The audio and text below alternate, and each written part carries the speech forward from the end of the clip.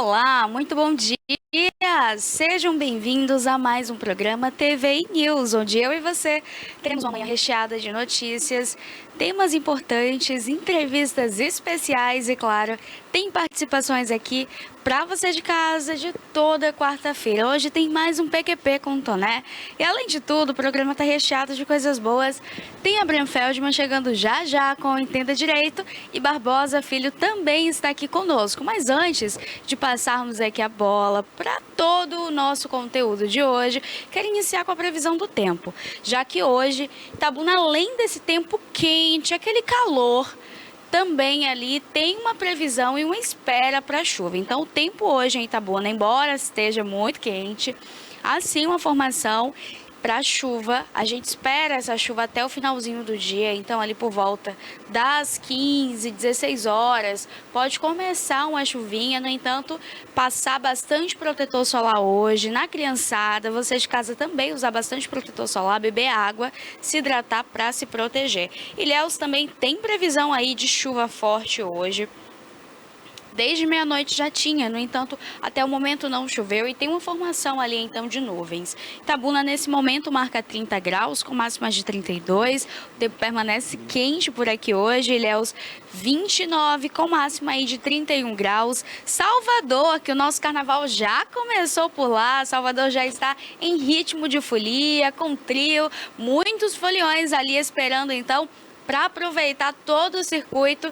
Tem também chuva por lá em Salvador, viu? O carnaval hoje tem uma chuvinha, mas nada que fique tão firme ali. No restante do dia, o sol volta novamente a brilhar e para o pessoal conseguir aproveitar ali durante toda a noite. Itacaré 27 graus, também com máxima de 30. A previsão tem uma chuvinha por lá, mas nada que fique durante o dia inteiro, só ali por algumas horas e o tempo volta a ficar firme. Itajuípe 29 graus, com máxima de 32. Ibicaraí 29, com máxima de 32 graus. Uruçuca 30 graus, com máxima de 32. Temos aqui Vitória da Conquista 25 graus, com máxima de 29. Hoje também o tempo continua quente por lá. Tem uma chuvinha também chegando em Conquista, mas o tempo volta a ficar ensolarado, firme. Serra Grande 28 graus, com máxima de 30. E Canavieiras, a terra aí do Caranguejo, do Gaiamum, com 29 graus e a máxima também de 32. Então o tempo fica firme aqui em todo o extremo sul baiano. A gente tem aí o solzão durante todo esse restante de semana. Bom dia, Tonezinha. O que você trouxe pra gente hoje? Bom dia, Pérola. Bom dia, Barbosa. Bom dia a todos.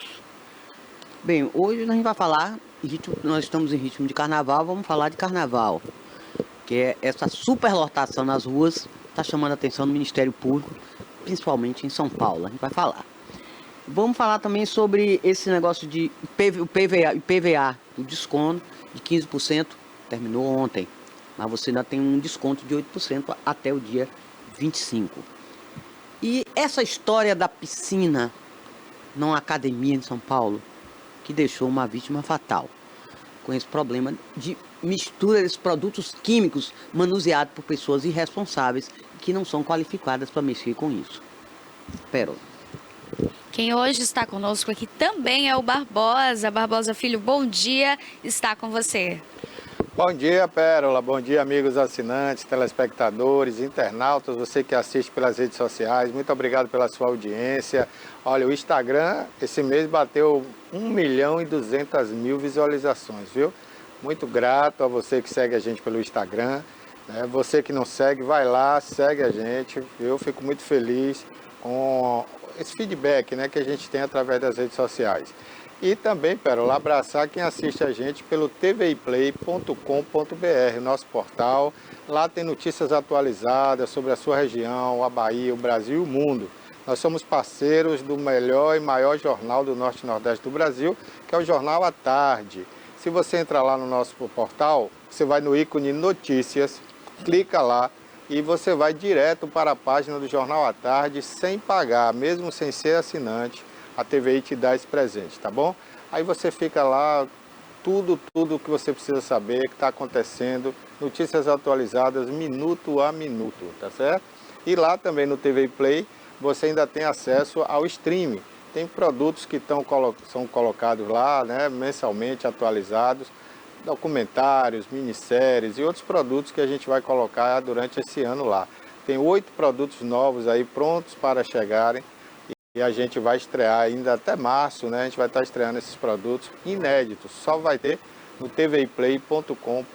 Então, muito obrigado pela audiência. Hoje a gente está aqui, Pérola, para bater um papo com o Joaquim, né? O Joaquim que representa aí os produtores da nossa região, do sul da Bahia, né? Ele que fez parte de um movimento que teve êxito aí em todo o território nacional. E hoje a gente vai bater esse papo aqui com o Joaquim, que é produtor de cacau aqui da nossa região, e vai falar sobre a situação do cacau aqui, né? Porque o cacau teve uma baixa aí repentina, caiu muito. A gente já esperava que não segurasse aquele patamar que chegou, né? De quase R$1.000 a arroba, mas não esperávamos que caísse tanto em tão pouco tempo. Então daqui a pouquinho a gente vai bater esse papo com o Joaquim e ele vai explicar por que o cacau está chegando a esse patamar e o porquê dos protestos que estão sendo realizados, não só em Ilhéus, mas também na BR-101. Daqui a pouquinho a gente vai falar sobre isso aqui no programa, tá bom? E a gente vai ter também uma entrevista sobre esportes aqui com o técnico do Barcelona, que não é lá da Espanha, é o Barcelona daqui da Bahia, o Barcelona de Ilhéus. A gente vai conversar com o técnico daqui a pouquinho aqui em nosso programa, já que o Barcelona vem fazendo um bom trabalho, né? Representando bem aí o sul da Bahia, na competição de primeira divisão, que é o Campeonato Baiano, ao lado da equipe de Porto Seguro, que é o Porto. Então daqui a pouquinho a gente vai falar sobre isso também aqui no programa. Exatamente. Outro ponto que eu quero continuar aqui com a Toné é sobre esse caso de São Paulo, onde uma professora e mais 2 alunos, né, Toné, tinham passado mal ali. Diante dessa situação, fica um alerta, né? Normalmente essas piscinas, elas precisam ali do prazo de manutenção, a limpeza, assim como todo lugar. E quando é feito da maneira correta, o manuseio é feito com os produtos adequados e a quantidade adequada por um profissional, ainda assim podem acontecer casos. Tem pessoas que têm ali uma sensibilidade maior aos produtos que são utilizados, outras que têm alergia, mas nesse caso em específico, a investigação agora segue atuando para trazer os esclarecimentos a essas famílias do que de fato aconteceu ali naquele local. As câmeras de segurança registraram ali, então, os alunos passando mal durante a aula de natação, que infelizmente a professora não resistiu e veio a óbito. É uma tristeza, né? Uma fatalidade o que aconteceu por lá, mas a investigação continua. A professora ela foi socorrida por nome Juliana Faustino Bazeto, na zona leste de São Paulo, mas acabou ali morrendo ainda no local. Juliana e o seu irmão nadavam ali na academia quando notaram que a água da piscina, então, apresentava odor e gosto anormal. Os dois acabaram se sentindo mal depois da natação e comunicaram, então, ao professor responsável. Já o adolescente de 14 anos segue internado em estado grave no Hospital Vila Alpina, na zona leste de São Paulo. Segundo a família, o menor de idade foi levado pelo pai ao hospital após ter passado mal logo que acabou ali a aula de natação. A Polícia Civil continua investigando o caso para saber se houve ali um vazamento de cloro, se então seria essa a causa da morte ou o que aconteceu com a Juliana. Até o início, ninguém sabia o que de fato aconteceu, só tinham esses relatos do odor e do gosto anormal. A academia não se posicionou, então, publicamente sobre o acontecimento, sobre esse ocorrido. E o público fica aí no aguardo, na expectativa para entender o que de fato aconteceu. A gente entrega muitas vezes ali, né, nossas vidas, nossos filhos, para irem para diversos esportes, para diversos lugares. Esse relato da Juliana, que acabou vindo a óbito, não resistiu, é um relato muito importante, né, e que deve ser levado muito a sério. Só o fato de ter um cheiro que não é o normal, que não é do aspecto natural daquela piscina. No máximo a gente sente ali, né, um cheiro de cloro mais ativo quando a limpeza foi feita regularmente ou no dia que você quer entrar na piscina ou quando você passou por perto da piscina. Mas se tem um odor, já indica que algo não está normal. Pera, ali está tudo errado, viu? Primeiro que você não pode fazer limpezas né, em qualquer equipamento que está sendo utilizado por pessoas, por seres humanos, né? Mesmo que não seja um produto tão agressivo como o cloro, né? E outros produtos que ele colocou ali, que você vê até pela imagem da câmera de segurança, que não é uma imagem de qualidade, que a reação do produto é tão forte que aparece até um vapor, uma fumaça, né? Então aquilo é uma reação química muito forte. Aí ele leva aquele produto para a beira de uma piscina onde está com pessoas ali fazendo treinamento, trabalhando, seja lá o que for, no horário comercial. Então um ato criminoso de incompetência total, tanto do dono da academia, que deve ser preso, na minha opinião, como do empregado, que por mais que ele fosse inocente, que está obedecendo ordem, cumprindo ordem, mas qualquer ser humano tem que ter bom senso. Até na sua própria casa, você põe um cloreto, né, que chama água sanitária num banheiro, um ambiente pequeno. Até água sanitária com vinagre é problema. Pois é, você põe aquilo num banheiro de 4 metros quadrados, se você fechar a porta, você passa mal. Então, qualquer ser humano que não seja uma criança, né, até um adolescente a gente respeita, entende, mas um adulto tem que ter bom senso. Você não pode usar um produto que está inalando, que as pessoas podem inalar aquele cheiro forte, num ambiente que está todo mundo ali trabalhando, pagando para usar a piscina. Inadequado, porque as pessoas estavam em atividade. Pois é, é um ato criminoso, isso não tem desculpa, já está comprovado, claro que tem um processo legal para ser cumprido, mas eu acredito que essas pessoas têm que ser punidas, porque a vida da mulher lá não vai voltar. Tem mais 2 pessoas no pronto-socorro, o pai e o filho, né? Ainda tem gente internada, inclusive o marido dela, da Juliana, está internado. E a filha. Estão na UTI. Então isso não é brincadeira, internado. São vidas, gente, são vidas. Numa academia onde você paga para ir fazer uma atividade física, né, aprender uma natação.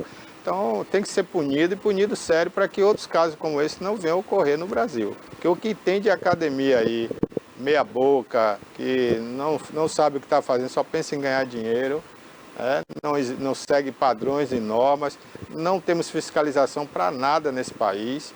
Outro dia eu comentei aqui, gente, a prefeitura de Itabuna, durante décadas, deixou o pessoal construir uma feira em uma via pública. No São Caetano tem uma rua, se não me engano é a rua Cosme Damião, ou é rua Potamiano, agora falta a memória aqui, é rua Potamiano. Potamiano, As pessoas construíram alvenaria no asfalto. Gente, isso é um absurdo. E a prefeitura não viu? Passaram 3, 4 prefeitos ali e não viram isso. Então, é um absurdo dos absurdos. Nosso país tem lei, mas ninguém cumpre lei, né? Tem normas, mas ninguém obedece normas. Aí só quando ocorre uma tragédia, que aí, quando a mídia dá uma repercussão nacional, ainda tem punição. E quando não dá, fica por isso mesmo. Isso é um absurdo. A gente não pode aceitar isso. Agora, o Conselho Federal de Química alerta que uma das formas de evitar esse problema é sempre seguir as instruções do rótulo. E no caso dessa academia lá em São Paulo, o cara é um manobrista, mexendo com produtos químicos. Ele não vai entender disso. Mas ele era um faz-tudo, né? Mas é isso que eu digo, Tony, falta fiscalização. Não tinha nenhuma qualificação para estar mexendo com aquilo. A empresa, ela quer lucro, ela quer cada vez mais ter menos despesa e mais lucro. Isso é comum, até porque nós estamos num país onde se paga mais imposto do que se divide plorabore, né? Então, você tem um sócio, o governo ganha mais do que seu sócio. Em muitas atividades no Brasil, quase 50% do capital da empresa vai para o governo. E a gente não tem retorno disso, nem na segurança, nem na educação, nem na saúde. Então, o empresário ele fica ali driblando e tentando diminuir custo para ter um lucro um pouquinho melhor. Mas não justifica em situações graves, né? Agudas como essa, que você vai lidar com ser humano, você vai lidar com vidas, você economizar dinheiro. Tinha adolescente até de 14 anos, tinha menores de idade, dentro da piscina. E tem um depoimento do funcionário lá, que teve uma empresa especializada que foi lá, ela limpou a piscina, que estava já criando espuma. Imagine, uma piscina criar espuma, a sujeira está grande, né? E ofereceu o serviço dessa empresa para terceirizar, e o dono da empresa não quis porque achava caro. Então, se você vê que seu negócio não tem condições de, pelo menos, não arriscar a vida do próximo, é melhor você fechar. Fecha a porta, vai vender banana, vai vender fruta na feira, é melhor, entendeu? Porque não dá para brincar com a vida dos outros, né, Toné? Nem com a sua própria, quanto mais com a vida do próximo. E o dono, o proprietário da academia, passava as instruções para esse manobrista via zap. E ele apagou do celular essas instruções. Mas o manobrista falou, e o manobrista tem, não é? Todas as instruções no zap dele, do telefone no celular ali dele. todo mundo culpado, ali não tem inocente. Tanto quem mandou, como quem fez e botou na beira da piscina, que tem a imagem mostrando. Um balde cheio de produtos químicos que já estava saindo fumaça. Você está vendo, não está uma coisa normal. Porque assim, Toné, a alegação do vigia ali, ou do funcionário, né? Eu cumpro ordem. Tá, então eu dou ordem para você matar uma pessoa, você vai matar, você vai pagar por isso, né? Não é porque eu dou uma ordem que você é obrigado a cumprir e matar outra pessoa. Se você sabe que está fazendo mal a outra pessoa, você vai se excusar de fazer aquilo. Ou no mínimo, falar assim, tá, eu vou fazer, mas não vou fazer agora, porque tem gente aqui na beira da piscina. Como é que E era um ambiente produto? fechado, Barbosa, quer dizer, não coberto. tem para onde correr, a piscina coberta, não tinha para onde você correr. E a hora inadequada, tinha pessoas nadando dentro da piscina. O que esse homem vai fazer com um balde cheio de produtos químicos na beira da piscina? Loucura! E ninguém viu isso, eu acho que os próprios alunos, as próprias pessoas que estavam lá, deviam ter observado. Ei, o que é isso aí? Mas começaram já a passar mal. Picharam a academia, picharam a fachada da academia. Porque eu acho que a mulher que faleceu, né, ela estava nadando na hora que o produto foi colocado na beira da piscina. Como ela ia numa borda a outra, né, dentro daquela raia ali, ela ia e voltava, eu acho que ela não prestou atenção e foi inalando ali o cheiro, ingerindo a água também, né? De repente o produto caiu na água, a gente não sabe. E aí quando ela passou mal, ela foi para a recepção reclamar e nem conseguiu, porque ela se sentou no chão. Hospital. Pelas imagens, pelo menos dá para ver isso. Ela se senta no chão e dali passa mal. Acho que ela não estava conseguindo nem respirar direito. Terrível, terrível. Dentro de casa mesmo, acho que já tem uns quase 15 dias isso. Fui jogar um cloro e joguei, acho que foi desinfetante, junto ao cloro.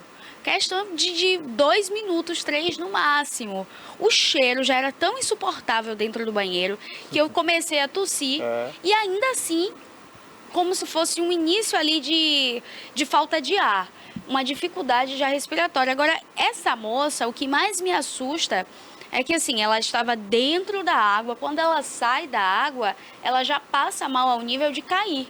Então, a inalação, o produto já estava ali, eram muitos gases, foi uma mistura, eu acho que muito errada.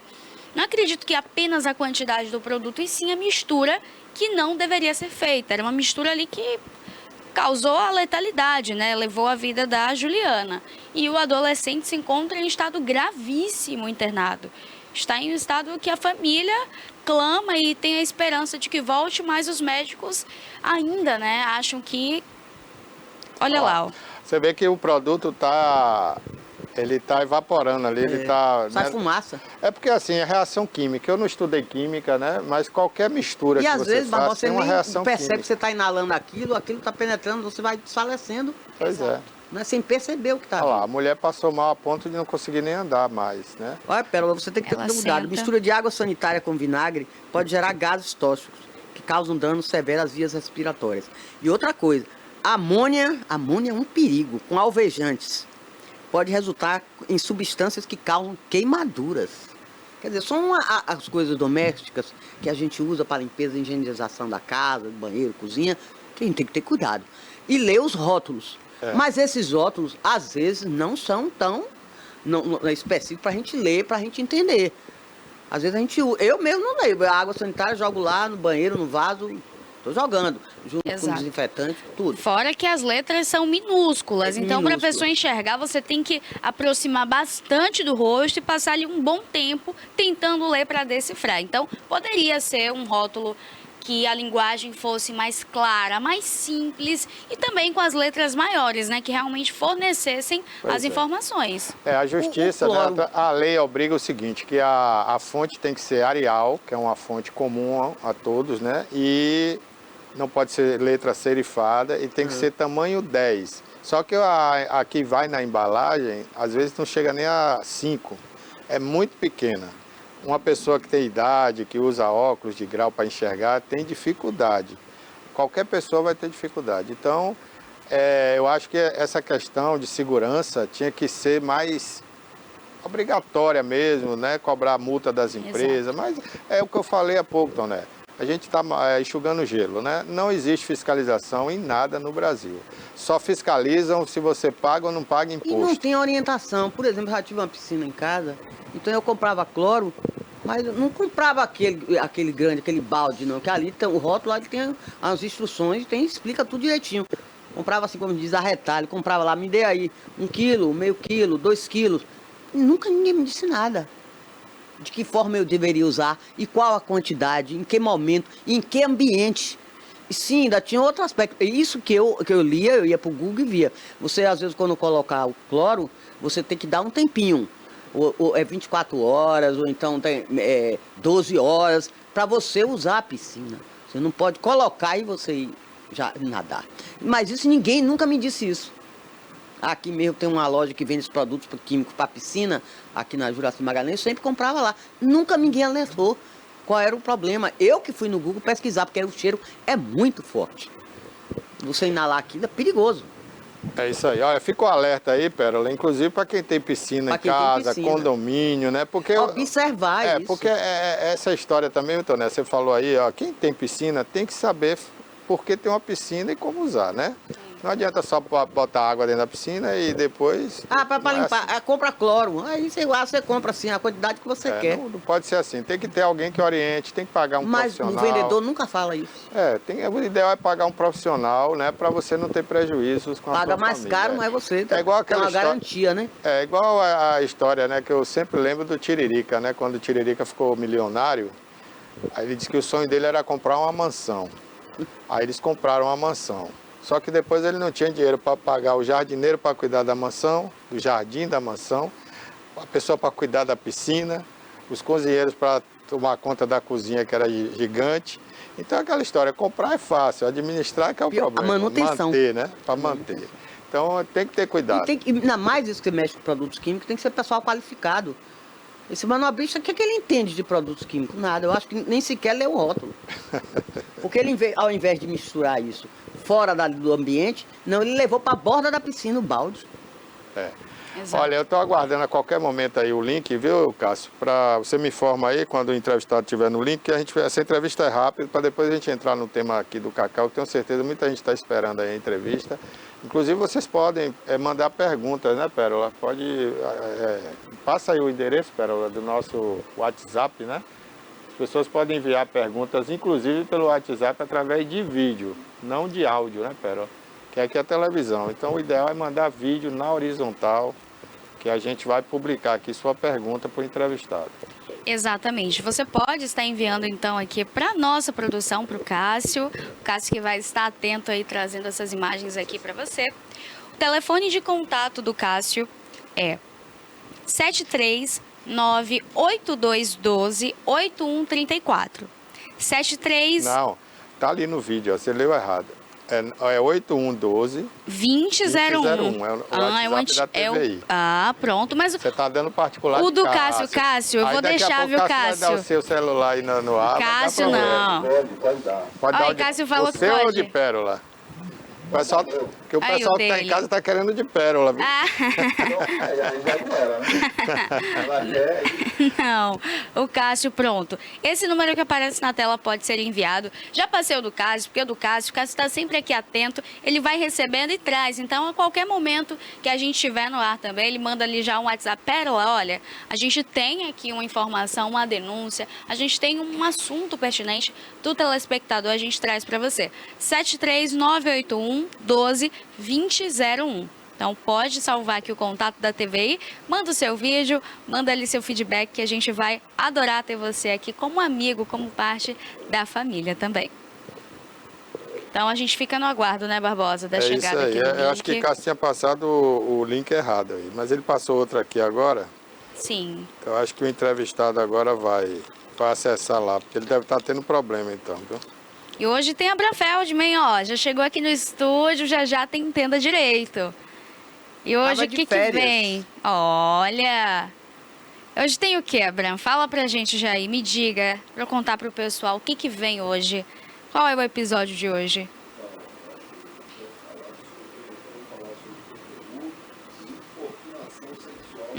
Rapaz, importante. Tá tendo demais, viu? Tá tendo importunações demais em Salvador. ontem, né? Ontem no circuito Ondina Barra, o cidadão passou a mão, rapaz, nas partes íntimas de uma mulher. Eu acho isso terrível, rapaz. Eu como cúmulo do homem, absurdo. se uma mulher fizer isso em mim, eu já não gosto. Não, você não está esperando, Abraão. Se vem alguém lá que você nunca viu e passa a mão em você, você não vai gostar. Cara. É desrespeitoso mesmo. Não é nem desrespeito. Agora, Barbosa, eu vou lhe dizer, viu? É uma loucura. É uma sensação horrível. Porque por aí, em carnaval é doidice. Em carnaval... Mas não é Mas a Salvador, gente também não pode Antônio, Pega normalizar. no peito, pega na bunda, pega em tudo mas quanto é são lugar, seres você tem que humanos, correr, porque Antônio. se você for brigar com todo mundo, é brincadeira. Mas o mundo mudou, as pessoas têm que ser educadas, têm que Sim, mas respeitar. daqui que você vai procurar uma polícia Você pra tem que você pensar dar o queixa. seguinte, se for sua mãe, se for sua irmã, se for sua filha, você gostaria? Se for sua mulher, Não, é você feio. gostaria? Eu sou contra, claro. Mas também tem horas que você não Porque dá, se o você cara tá é parando pra doido, se procurar o pra cara é identificar. louco, eu até entendo, é louco. Mas o cara normal fazer isso aí é um absurdo, né? Mas as pessoas elas começaram a normalizar demais esse tipo de comportamento e achar que é do carnaval, que é da brincadeira, e por isso que muitas coisas acontecem. Eu assisti a uma matéria, acho que tem uns 2 dias já, uma mulher que ela estava caminhando na rua. Essa matéria ela ganhou repercussão nacional e a moça estava caminhando, levando a feira de casa no final do dia, quando chega um homem por trás e apalpa ali as partes íntimas dela. Então, assim, é uma violência sem tamanho.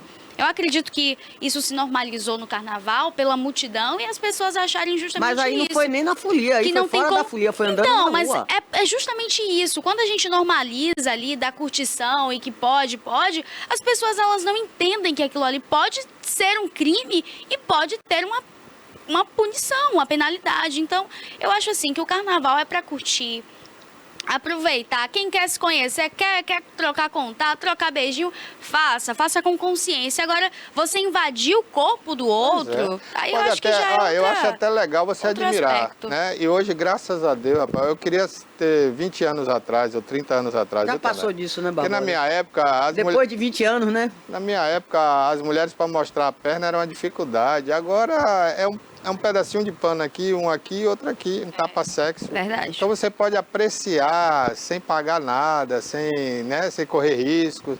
Agora, precisa agredir, precisa ir lá e pegar, aí também já é demais, né? Aí também já é Exatamente. demais. É como o doutor Abraham tá falando aqui, não é não. Não quero, não quero. E as pessoas Agora imagine têm se as essa mulheres dificuldade. fizessem isso, o contrário também. Pois é. Pegassem É. a parte íntima do homem. Eu E acho aí? que o negócio não é ser É um muito... negócio doido isso. Hein? Assim, Depende não da ia dar situação. queixa, né? O homem não ia dar queixa, pelo O contrário. Abra falou aqui, gente, quem está em casa não ouviu aí, né? O Abra está aqui no estúdio, daqui a pouco ele vai participar. Ele falou que é legal.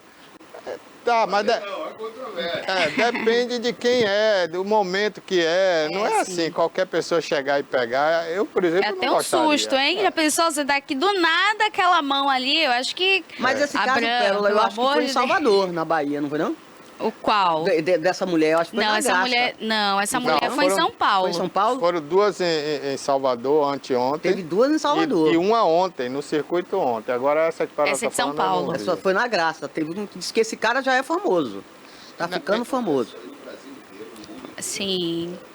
Mas a gente tem que começar a frear essas situações. Quando eu digo a gente, a imprensa, né, do Brasil todo, tem Não que pode começar... banalizar, deixar passar Porque batido, né? senão a gente chega num ponto de canibalismo, né? Já basta essas notícias aí do Epstein, que a gente vai comentar depois, que tem gente de alto poder no mundo, né? Envolvido. Praticando canibalismo, não é nem sexo, é comendo criança mesmo, comendo carne de criança. Então, é E o negócio... tribunal, o Tribunal de Justiça, um membro do Tribunal de Justiça, que tal é Marco Buzzi, ministro do Tribunal de Justiça, pegou também nas partes da menina na praia, Não, de 18 ele anos, ele encostou. Ele pegou a menina, abraçou. por trás. Não, abraçou ela de frente, pegou nas 2 mãos, botou ela perto do corpo dele, segundo ela. Isso é o depoimento dela, né? E aí ela sentiu que ele estava com o pênis ereto. Isso é o relato da moça de 20 anos, né? Os 18 anos. 18 anos. Aí ela estuda direito, é estudante de direito. Aí já apareceu outro caso, porque esse aí a gente podia até entender que foi ele bebendo, né?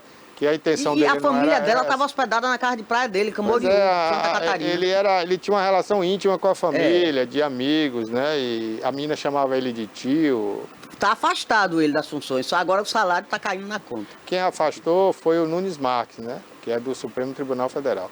Mas esses tribunais estão um lixo. Eu acho que o Brasil tinha que passar limpo, passar uma régua, começar tudo de novo, porque é cachorro julgando cachorro. Mas né? é um papelão, é ridículo ver a foto do cara do ministro, né, do Tribunal de Justiça, fazer uma coisa dessa. É um papelão, é ridículo isso. É muito feio. Eu não acredito que ela tenha inventado isso. Ó, vamos fazer o seguinte, Pérola e Toné, vamos adiantar o bonde aqui, porque o técnico do Barcelona não entrou. E aí está atrasando aqui. A gente vai logo à entrevista com o Akin, né? Que é uma entrevista importante, porque depois tem também o Abraham Feldman.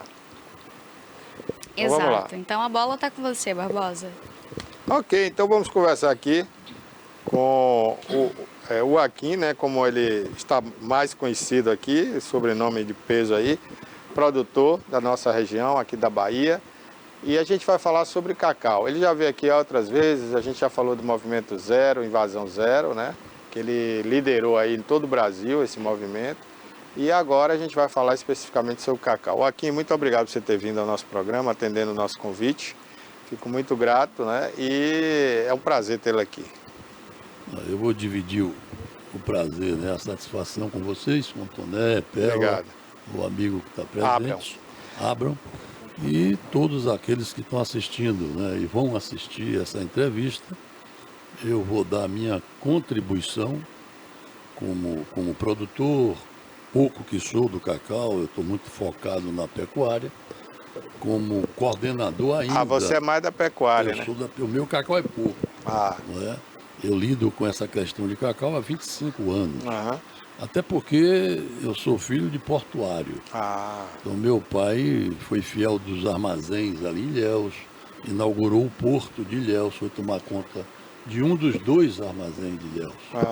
E hoje Ilhéus, eu diria que eu fico até sentido, viu, Barbosa? Derrubaram todos os armazéns. Eu vi ali. Aquilo é uma história que deveria ter se mantido, pelo menos deixado um armazém, reformado o armazém e ter transformado aquilo num espaço cultural, de arte, cultural, gourmet, enfim, mas já jogaram no chão. Eu acho que Ilhéus não está sabendo para onde vai. Eu vim aqui, na verdade, a convite de vocês, para passar o meu sentimento do que está acontecendo em relação à cacauicultura. A cacauicultura é um tema muito complexo. Mas, na verdade, eu diria que na região cacaueira, abaixo de Deus, não é só a política, é também o cacau. O cacau construiu essa região, o cacau contribuiu, né, para o crescimento do estado da Bahia, contribuiu com o PIB da Bahia, contribuiu de forma cultural. Eu diria que o cacau, ele não é pura e simplesmente uma atividade agroflorestal. O cacau é um conceito de sustentabilidade, um conceito de geração de emprego e de renda. Então, por isso é que precisa que as pessoas deem sua contribuição dessa visão que parece que passa despercebido e os problemas continuam os mesmos. Então, tratam o cacau de uma forma comum, como se fosse a soja, como se fosse o milho, não é? O algodão não. O cacau, ele é diferenciado. O cacau, ele está encravado na Mata Atlântica. E o cacau, que surge lá no século XVII, você imagine a preservação, a contribuição dessa cultura para o meio ambiente, para o mundo. Então, é preciso que se aproveite o momento para dar o valor correto do que é a cacauicultura, principalmente a cacauicultura no sistema agroflorestal. Então, o que está faltando, na verdade, nesse momento, é a discussão correta. É o conceito correto do que representa isso para uma região de 100 municípios, 3 milhões de habitantes. Então, não está havendo, na verdade, ao meu entendimento, uma ação governamental como houve no passado. Mas aí você me permite te interromper, né? Me permita rapidinho. Eu comento sempre isso aqui, quando a gente faz reuniões aqui de pauta, né? Hoje mesmo eu conversava com a Maria Antonieta, que é uma jornalista que tem uma história aqui na região. Eu não sinto do produtor da Bahia uma união, uma força, porque se nós não temos aqui representação política, pelo menos deveríamos ter uma representação, eu não vou falar patronal, porque eu acho isso até cafona esse termo, mas uma representação, como por exemplo, a Associação Nacional dos Produtores de Cacau, que a Ana Paula, né, preside aí, a Vanusa, a Ana Paula é do Moageiro. Eu acho que falta uma união em torno disso para uma entidade como essa ser tão forte a ponto de ser respeitada em Brasília, de poder parar uma situação em Brasília num congresso, de fazer uma pauta de discussão. A gente não tem essa representação, a gente não tem mais essa força, né, Joaquim? Veja bem, você vai me provocando e a gente vai discutindo o meu pensamento certo. Em relação ao que está acontecendo agora. Eu tenho dito o seguinte: quem faz sair o lobo do mato é a fome. Então, quem colocou o produtor de cacau no asfalto não foi a Instrução Normativa 125, que a NPC abraçou e está contestando, tá certo? Uhum. Eu participei, ajudei a montar uma audiência em Ilhéus, junto com a Vanusa, faz um trabalho excepcional. Lá compareceram poucos cacauicultores. Eu diria a você que, na minha visão, não é isso que provocou esse movimento que está acontecendo hoje aqui na Bahia e no Brasil. O que fez sair o produtor e vir fazer o protesto foi o preço. Exatamente. Então, mexeu em quê? Ora, eu diria que a cacauicultura hoje, ela tem novos atores no processo. Essa é uma nova cacauicultura. E vou mais além. Eu digo que essa cacauicultura é a cacauicultura desse governo, do PT. Porque o PT procurou isso. O PT, no passado, e assim diz o inquérito policial, ele provocou a doença, a introdução da vassoura de bruxa.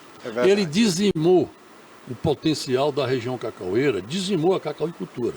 Ora, para mim, ele começou ali uma revolução socialista dentro do processo.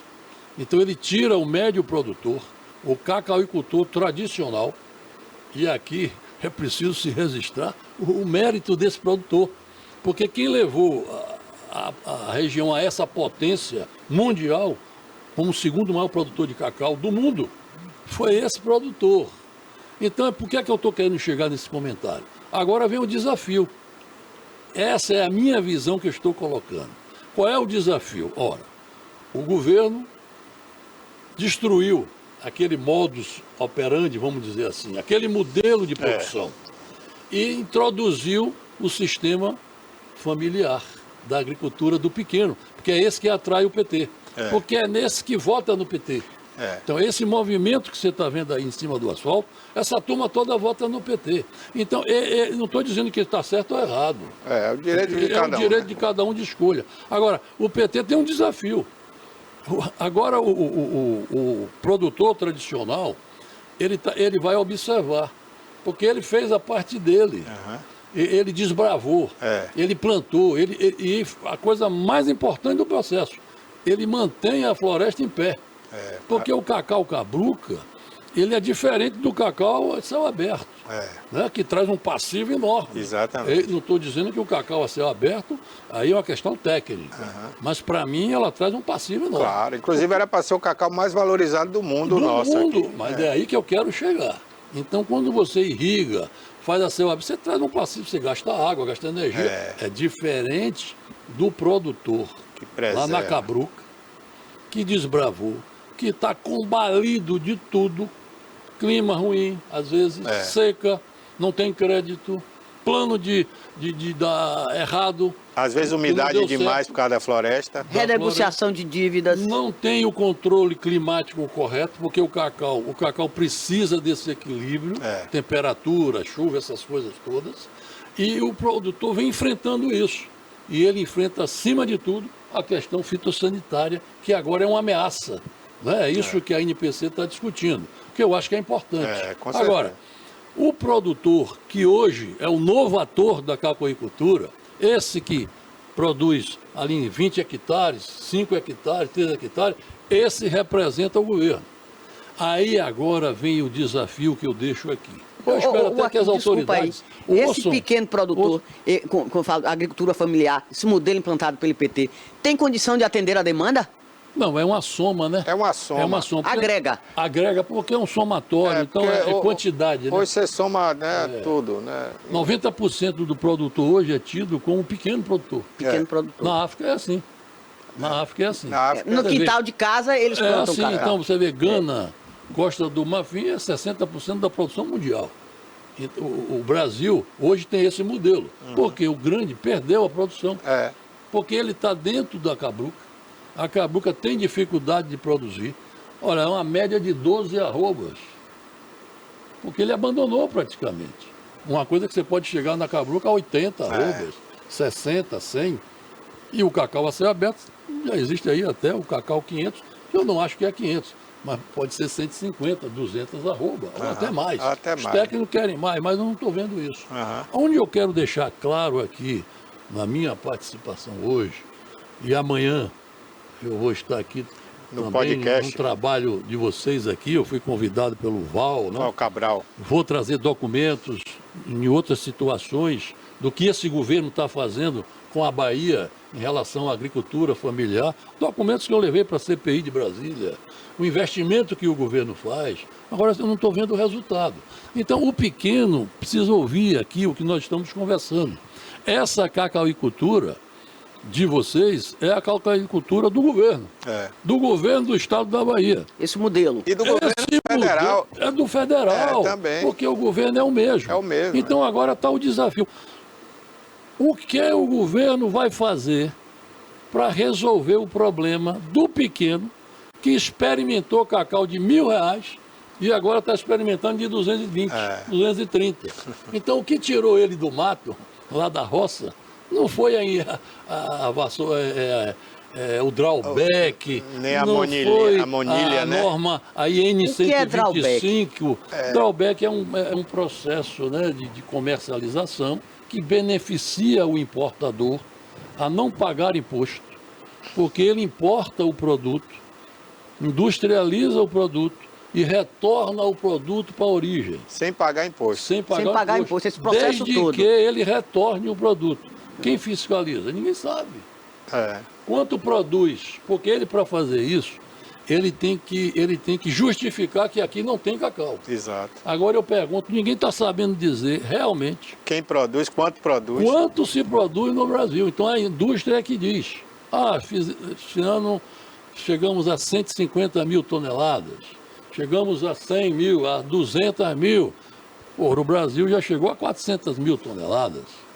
Então, com 400 mil toneladas, a indústria não vai importar. A gente era exportador. Então, não tinha drawback. Entendi. Hoje tem. E a ANPC, que eu acho que está representando institucionalmente o produtor, né? Aí vem aqui a minha observação, não é uma crítica...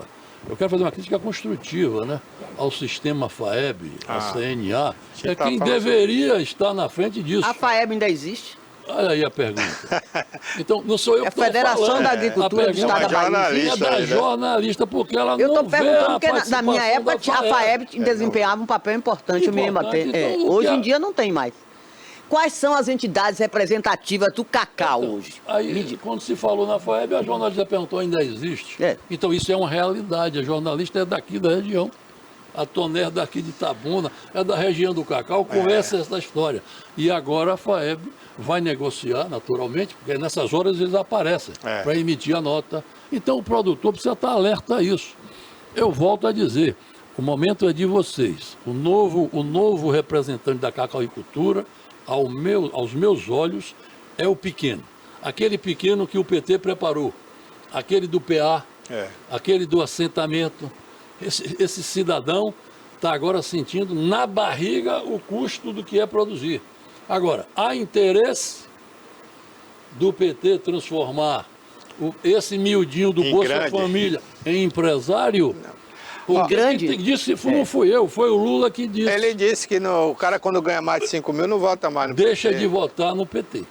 E a prova, viu, Joaquim? Eu estava dizendo esses dias aí, ainda existe sem terra?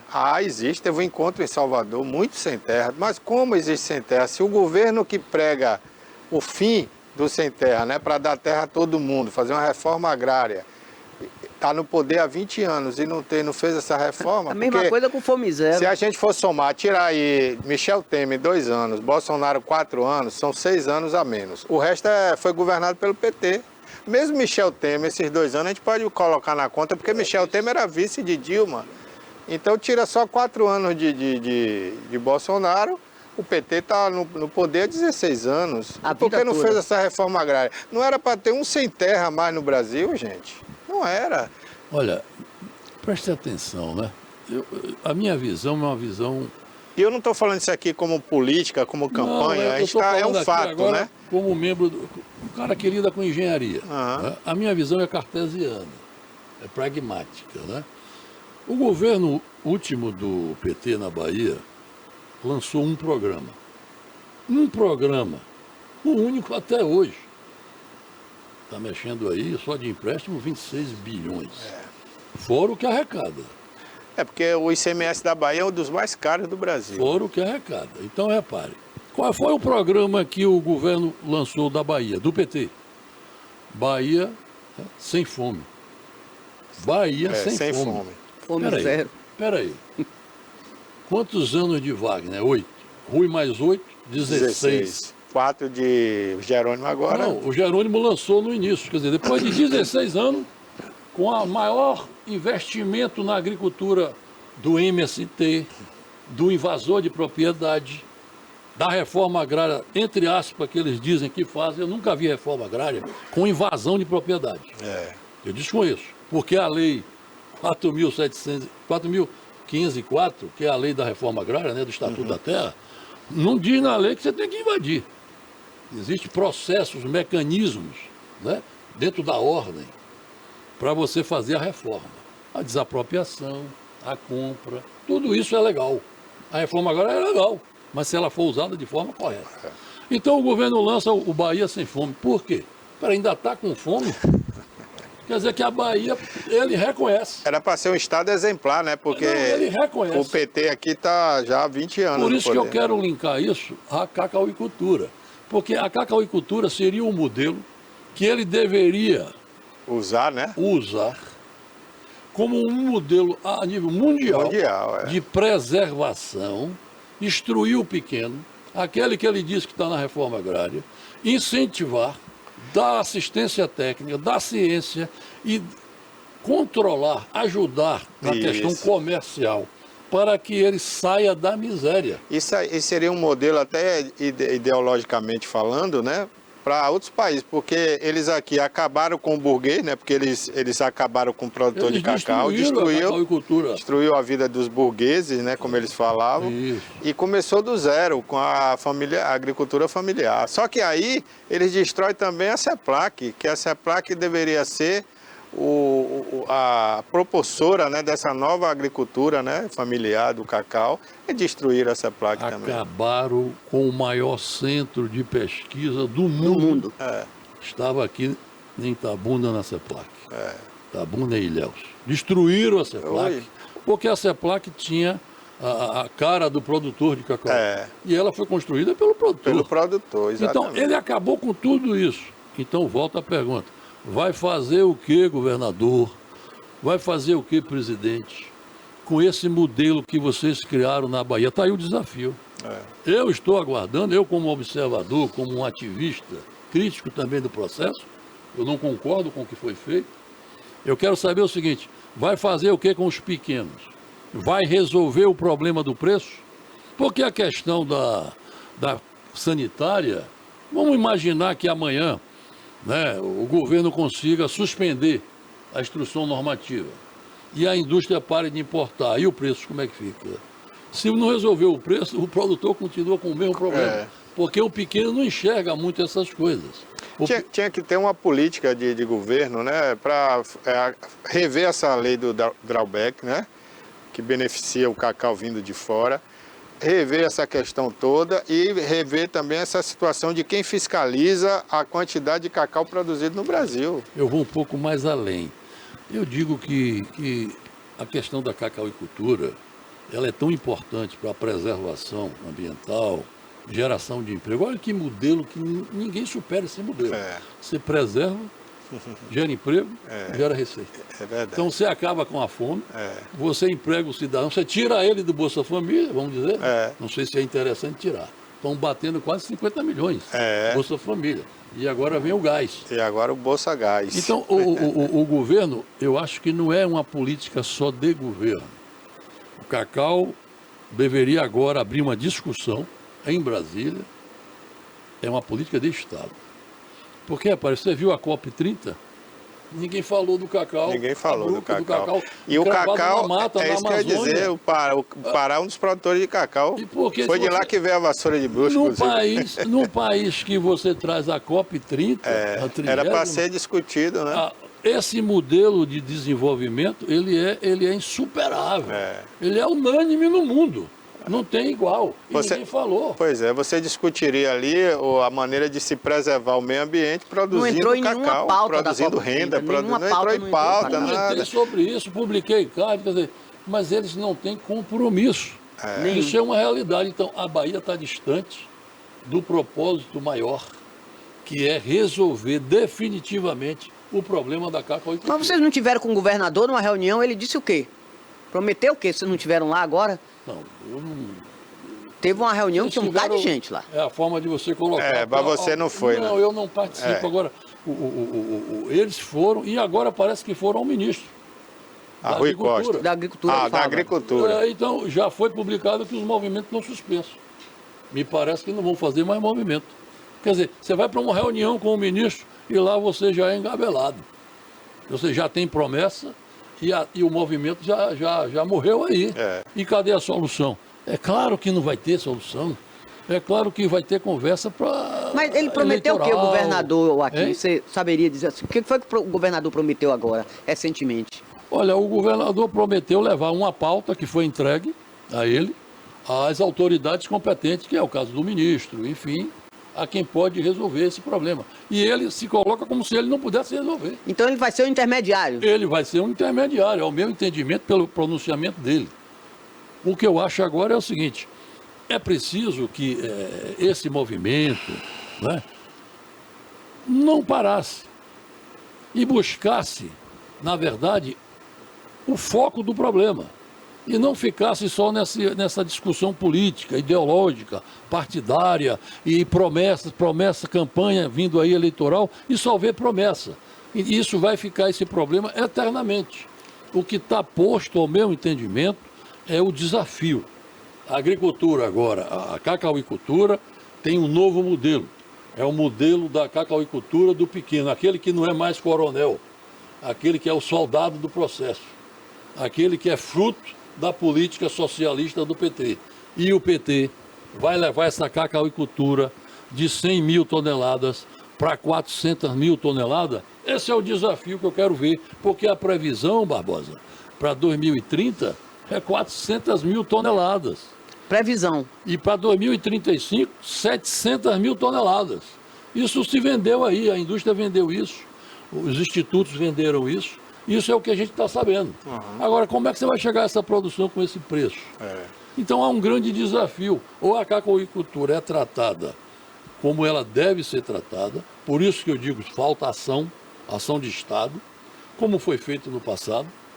Um governo que represente um Estado preocupado com a parte social, preservacionista, com a geração de emprego. Não se criou o Instituto de Cacau? Não se criou a CEPLAC? Não foi um impulso na região? E agora, cadê a ação de governo agora? Cadê a ação do Estado agora? Está faltando isso, ao meu entendimento. Está na hora da agricultura familiar também se organizar mais, saber cobrar mais. Agora, alguém tem que orientar essa turma, porque, que me perdoe a ausência deles aqui, mas, infelizmente, o pessoal da agricultura familiar é muito assim, Maria vai com as outras. Eles não têm aquela iniciativa, não sabe coordenar um movimento, sabe parar a estrada, a BR. Isso eu sou muito contra, porque eu acho que quem está passando na BR-101 não tem nada a ver com o problema do cacau. São pessoas de outras cidades, de outras regiões, né?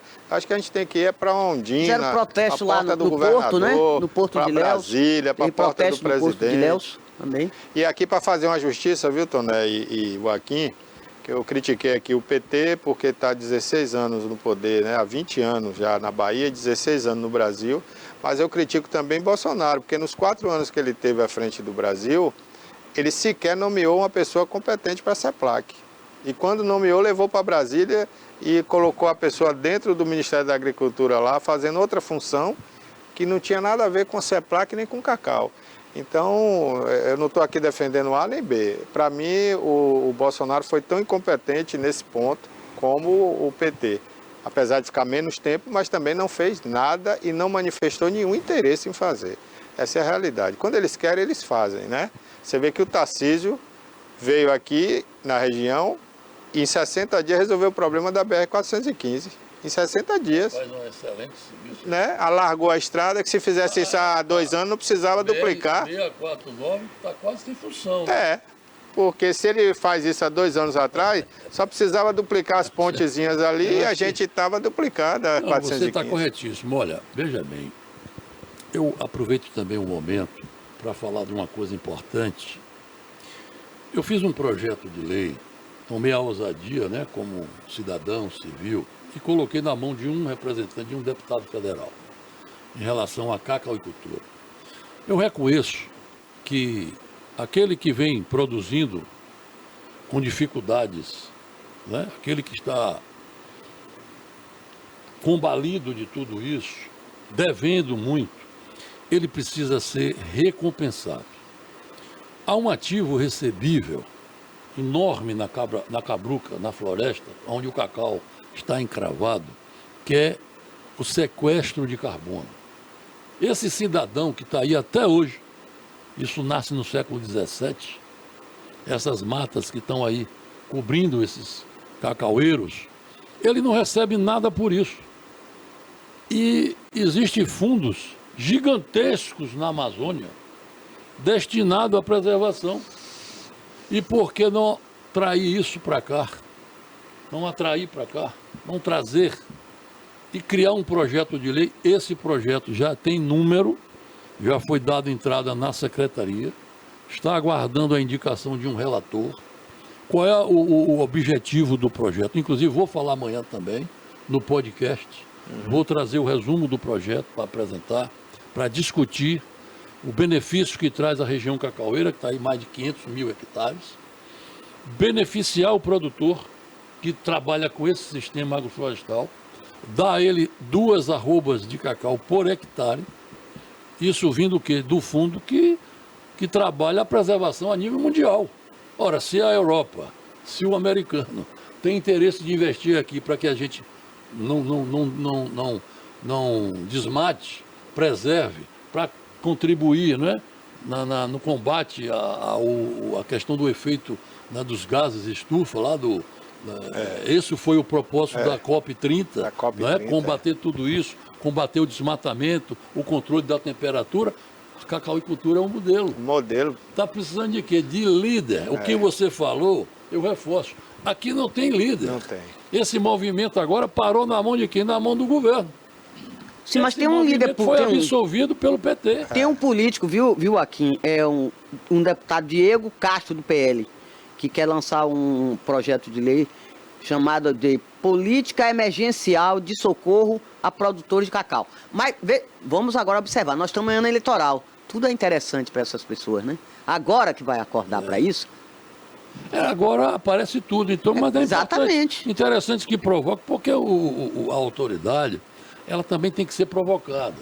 O que falta é o líder. Mas eu acho que os produtores têm que ter um suporte político, tem que ter esse respaldo aqui. Você não pode fazer um movimento uma representatividade lá no Congresso, gente. Mas cadê o líder? Cadê o líder? Cadê o líder? A cacauicultura tinha esse defeito. Não elegia um deputado. Não aceitava líder e não elegia deputado. Não elegia deputado. Votava cada um no seu amigo. E hoje está sofrendo graves sofrendo as consequências por causa disso. Esse movimento, o sujeito, a pessoa ele não pode ter vergonha e medo de ser líder de nada. Agora, você não forja um líder. Ou ele é ou ele é ou não é. Você não pode convocar um grupo, montar um grupo e no dia seguinte você sai do grupo. Então você não é líder. Só aparece quando tem uma crise. Líder tem que ter coragem. Coragem, ser destemido. E liderar. Porque falta comando para dialogar com o governo. Quando você leva e você cria um movimento e diz, a gente não aceita aqui político, com menos de uma semana o político já tomou conta do movimento. Porque cadê o líder? Então o governo está falando hoje com quem? Com todo mundo? O governo não sabe conversar assim. A conversa tem que ter, primeiro tem que ter talento. Você tem que ter discurso correto. Você não pode ter vergonha de falar o sentimento do que está sofrendo o produtor. E você não pode ter vergonha de cobrar. Você quer ver um negócio agora? Estamos na época da eleição, ano de eleição. Se você tem um líder aqui na região, o que é que fazia? Liderava esse movimento, chamava todos os produtores ali. Mas será que dá voto? Não, dava o seguinte... Se tiver liderança... Se tiver liderança... Não, eu estou perguntando o interesse do político. O problema agora não era dar voto. Eu estou dizendo o líder, não é o líder político agora em época de eleição, não é isso. Eu estou dizendo um líder nato, um cara ligado à cultura do cacau para fazer essa liderança. Pela causa. E aí chegar e botar os políticos na parede. E aí chegar para o Jacques Wagner, por exemplo, que comanda o PT na Bahia, porque quem manda é ele, não é Jerônimo, a gente sabe disso, né? Ele e Rui Costa, olha... Ou vocês fazem uma medida agora e entra em Brasília e pede para votar urgência no Congresso, isso e aquilo, ou a gente vai fazer um grupo aqui e apoiar a oposição, o senador da oposição. Aí é nessa hora que pesa o apoio político. Aí eles iam, não, peraí, vamos conversar. Coragem para fazer esse discurso. Exatamente. E outra coisa, ou você é líder, ou você é liderado. Esse era o problema da cacauicultura. Não aceitava ser liderada. Todo mundo... era dono de si. Cada um era deputado dele mesmo. Então isso prejudicou o processo. Quando surge um líder, eles destruíam essa liderança. Então o que é que ocorre hoje? Está sofrendo com isso. Esse modelo hoje é diferente. O pequeno tem líder. Porque ali todo mundo vota em Lula. E vota no PT.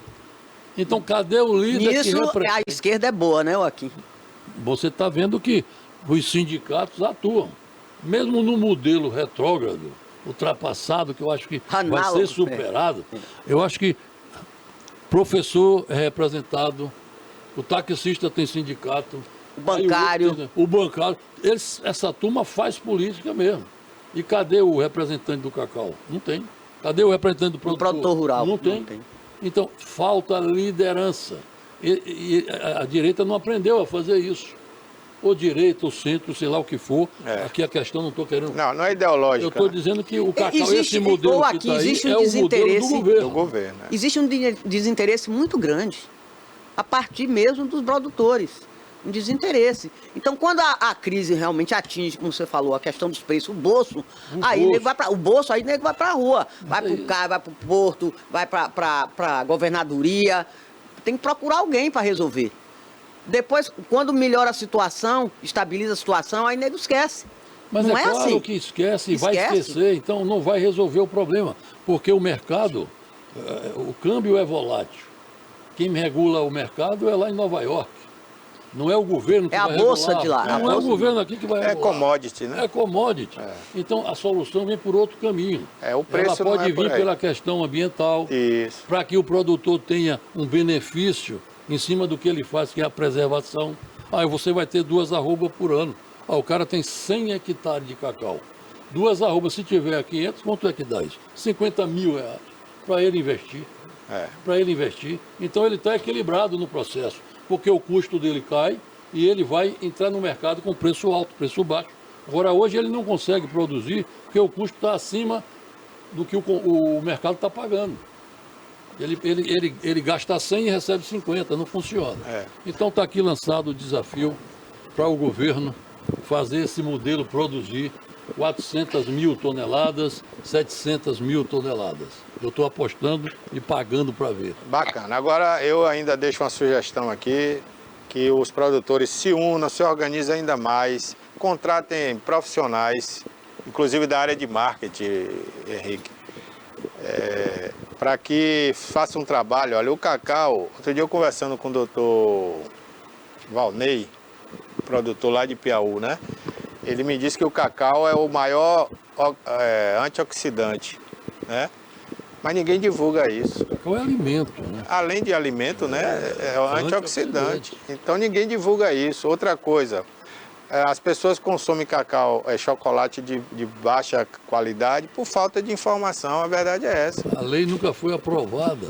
Pois é. A senadora colocou, obrigando a ter um percentual, acho que 35%. Mas independente da lei, eu digo o seguinte, Joaquim, se a gente tem um marketing bom, competente, né, a nível nacional e a nível internacional, o mercado se autoajusta e as pessoas vão em busca desse produto, entendeu? O que falta é investimento, é marketing. Eu acho que aí o produtor também tem a falha. Toné, quer fazer mais uma pergunta? Porque eu vou ter que passar. Tá de bom tamanho. Eu tinha um assunto que eu quero mexer aí, é a questão realmente da mão de obra. Que hoje em dia os opositores, a oposição, fala que a Bolsa Família tirou todo mundo deixou o campo de fora. A mão de obra toda agora vive da Bolsa Família. É isso? Aqui existe isso também? Não, isso já é um problema a nível nacional. Nacional. Em todo o agronegócio. Não é só do cacau, não. Não é só do cacau. Não é só do cacau. Não. Olha, ele falou aqui o número, e esse número está aí para todo mundo ver. É quase 50 milhões. Quase 50 milhões de pessoas hoje dependem de R$600 do Bolsa Família. E 48 é no comércio formal. Veja bem, aí tá feio, com carteira assinada. Nós tá estamos tudo errado. encerrando aqui a entrevista e eu vou deixar aqui, sem querer abusar. Não, fica à vontade, pode deixar. Da solução. Mas veja bem, o que fez o Henrique Vorcaro? O Henrique Vorcaro contratou um grande escritório de advocacia, pessoas competentíssimas em Brasília. Em Brasília, você acha que vai ter algum problema com ele? Não. Não. Então já está na hora do cacauicultor pensar, deixar de caminhos errados. Vá a Brasília, sente com um escritório desse, que no dia seguinte a caneta funciona. Vai funcionar, vai dar uma liminar, suspendendo o drawback, suspendendo a importação. Exatamente. Agora, precisa pagar. É o lobby, né? Que Brasília hoje só funciona assim. Eu acho que esse é o sistema. É o sistema, é verdade. Meu amigo, obrigado. Obrigado, Joaquim, né? Muito obrigado. Atenção de todos. Volte sempre, viu, Joaquim? Obrigado. Atenda o telefone. Essa entrevista, gente, vai estar disponível aí no YouTube, nas plataformas da TVI. E amanhã ele participa aqui de outro programa, mas lá no podcast com o Val Cabral, né?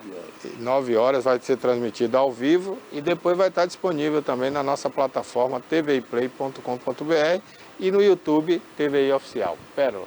Hoje também é dia do quadro Entenda Direito, então a gente vai aqui já para a vinheta do Entenda Direito, porque a Bram Feldman vai estar ao vivo trazendo para você mais um episódio especial.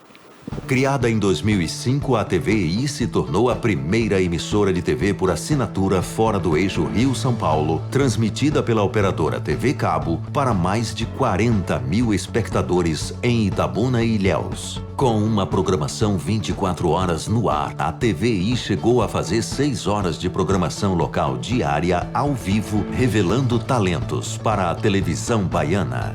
Inserida na Lei do Cabo, a TVI passou a integrar o seleto grupo de TVs com programação qualificada junto à Ancine e contribui com a capacitação do mercado audiovisual da Bahia para a captação de recursos para a produção de minisséries, reality shows, documentários e outros produtos de entretenimento para as mais variadas plataformas. Equipada com estúdios de áudio e vídeo e modernas ilhas de edição, a TVI também está preparada para trabalhar no jornalismo factual local, inclusive utilizando sua unidade móvel SDNG.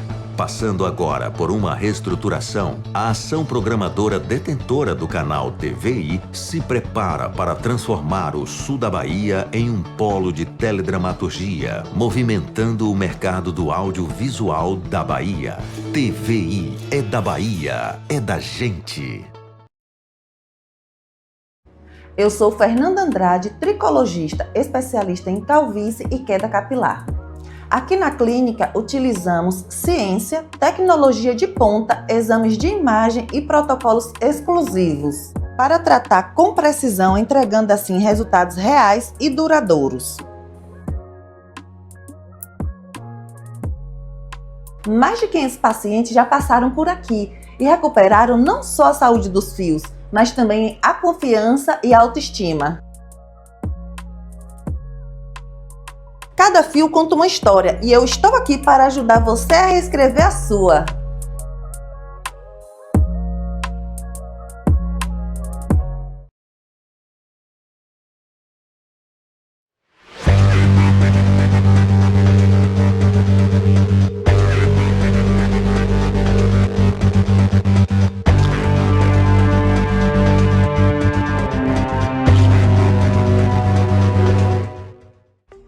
Este conteúdo é uma obra independente.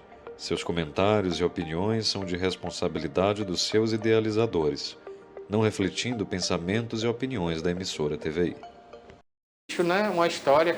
Bom dia, você que está em casa. Minhas férias foram longas, Foi? mas eu voltei. Bom dia, Pérola. Bom dia! A gente sentiu saudade, hein? A gente sentiu saudade, fez falta que eu entenda direito.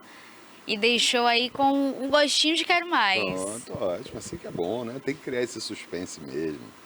É bom estar de volta aqui. E vamos fazer um programa hoje informativo, interessante, especialmente para esse momento de carnaval. Pérola, aquela mãozinha boba, aquela encoxada, aquela expressão que alguns homens usam com as mulheres, gostosa. Desculpa, tá, gente, mas eu tô falando o que é a realidade que acontece aí nas ruas, nesses eventos. Pode isso? Não. Não pode. Inclusive, pessoal, existem muitas pessoas que não sabem que isso é um comportamento, é uma atitude, é um ato criminoso, tá? O crime é chamado de importunação sexual. E a pena não é baixinha não, tá? Aquela detençãozinha de 1 a 3 meses. É uma pena de reclusão que pode ir de 1 a 5 anos. Então eu vou ler aqui a letra da lei para você entender muito bem o que é isso. Está lá no artigo 215-A do Código Penal Brasileiro e diz o seguinte: praticar contra alguém, e aqui é importante que não é um crime próprio, né? O que é o crime próprio? Que somente aquela pessoa que tem aquelas características ou aquela condição poderia cometer. É um crime que qualquer pessoa pode cometer. Então comete o homem contra a mulher contra o homem contra outro homem, a mulher contra outra mulher também, tá? Então não é um crime exclusivo do homem contra a mulher. Então, praticar contra alguém e sem a sua anuência, é aí que está a questão. Ato libidinoso com o objetivo de satisfazer a própria lascívia ou a de terceiros, tá? Pena de reclusão de 1 a 5 anos, tá? Pessoal, olha só. É um crime contra a liberdade, a dignidade sexual das pessoas. Ninguém vai gostar de que alguém passe a mão nas suas partes íntimas. Pode até gostar, né? Mas não é dessa maneira. Tem que haver o consentimento. A questão chave aí é a permissividade da outra pessoa. Ela precisa permitir. Não é que você não possa, mas a outra pessoa tem que permitir. Então, frases que são usadas, determinadas cantadas que podem ser consideradas grosseiras, podem constituir esse crime, sim, tá? Então, evite isso, tá? A prisão pode ser feita em flagrante, você vai ser conduzido para a delegacia policial, lá vai ter todo o registro da ocorrência, os trâmites, pode ser que fique preso, pode ser que não, existe uma série de fatores, mas ali você vai começar a ser um frequentador da delegacia e da justiça. Vai ser processado e não vai ser uma coisa muito agradável, além de ter que gastar um bom dinheirinho com seu advogado. Então, pessoal, quando a outra pessoa, você perceber que não há o consentimento, que ela não está gostando, pode parar por ali e não é não. não é não de verdade. Precisamos respeitar as outras pessoas.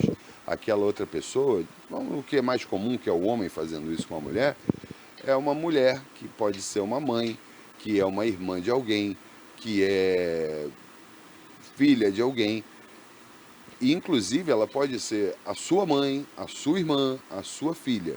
Então, para que a gente tenha uma sociedade de convívio melhor, uma sociedade mais harmônica, é importante que isso comece dentro da gente, dentro da nossa casa, a gente respeitando as leis, os direitos e os limites.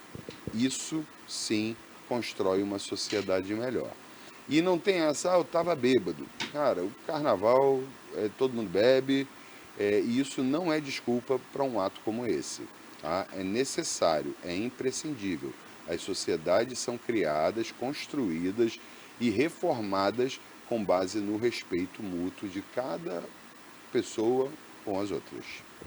Abraham, agora, juridicamente, o que configuraria essa importunação sexual? Porque, na prática, no dia a dia, a gente sabe que são ali as cantadas, as brincadeiras, o toque, sem a permissão. Agora, juridicamente, existe ali alguma característica específica para além disso ou dentro disso? Então, o ato libidinoso, tá? Que é assim, um conceito extremamente amplo, pode ser uma cantada mais ofensiva, o toque, quando não há permissão, e o toque não necessariamente nas partes íntimas, tá?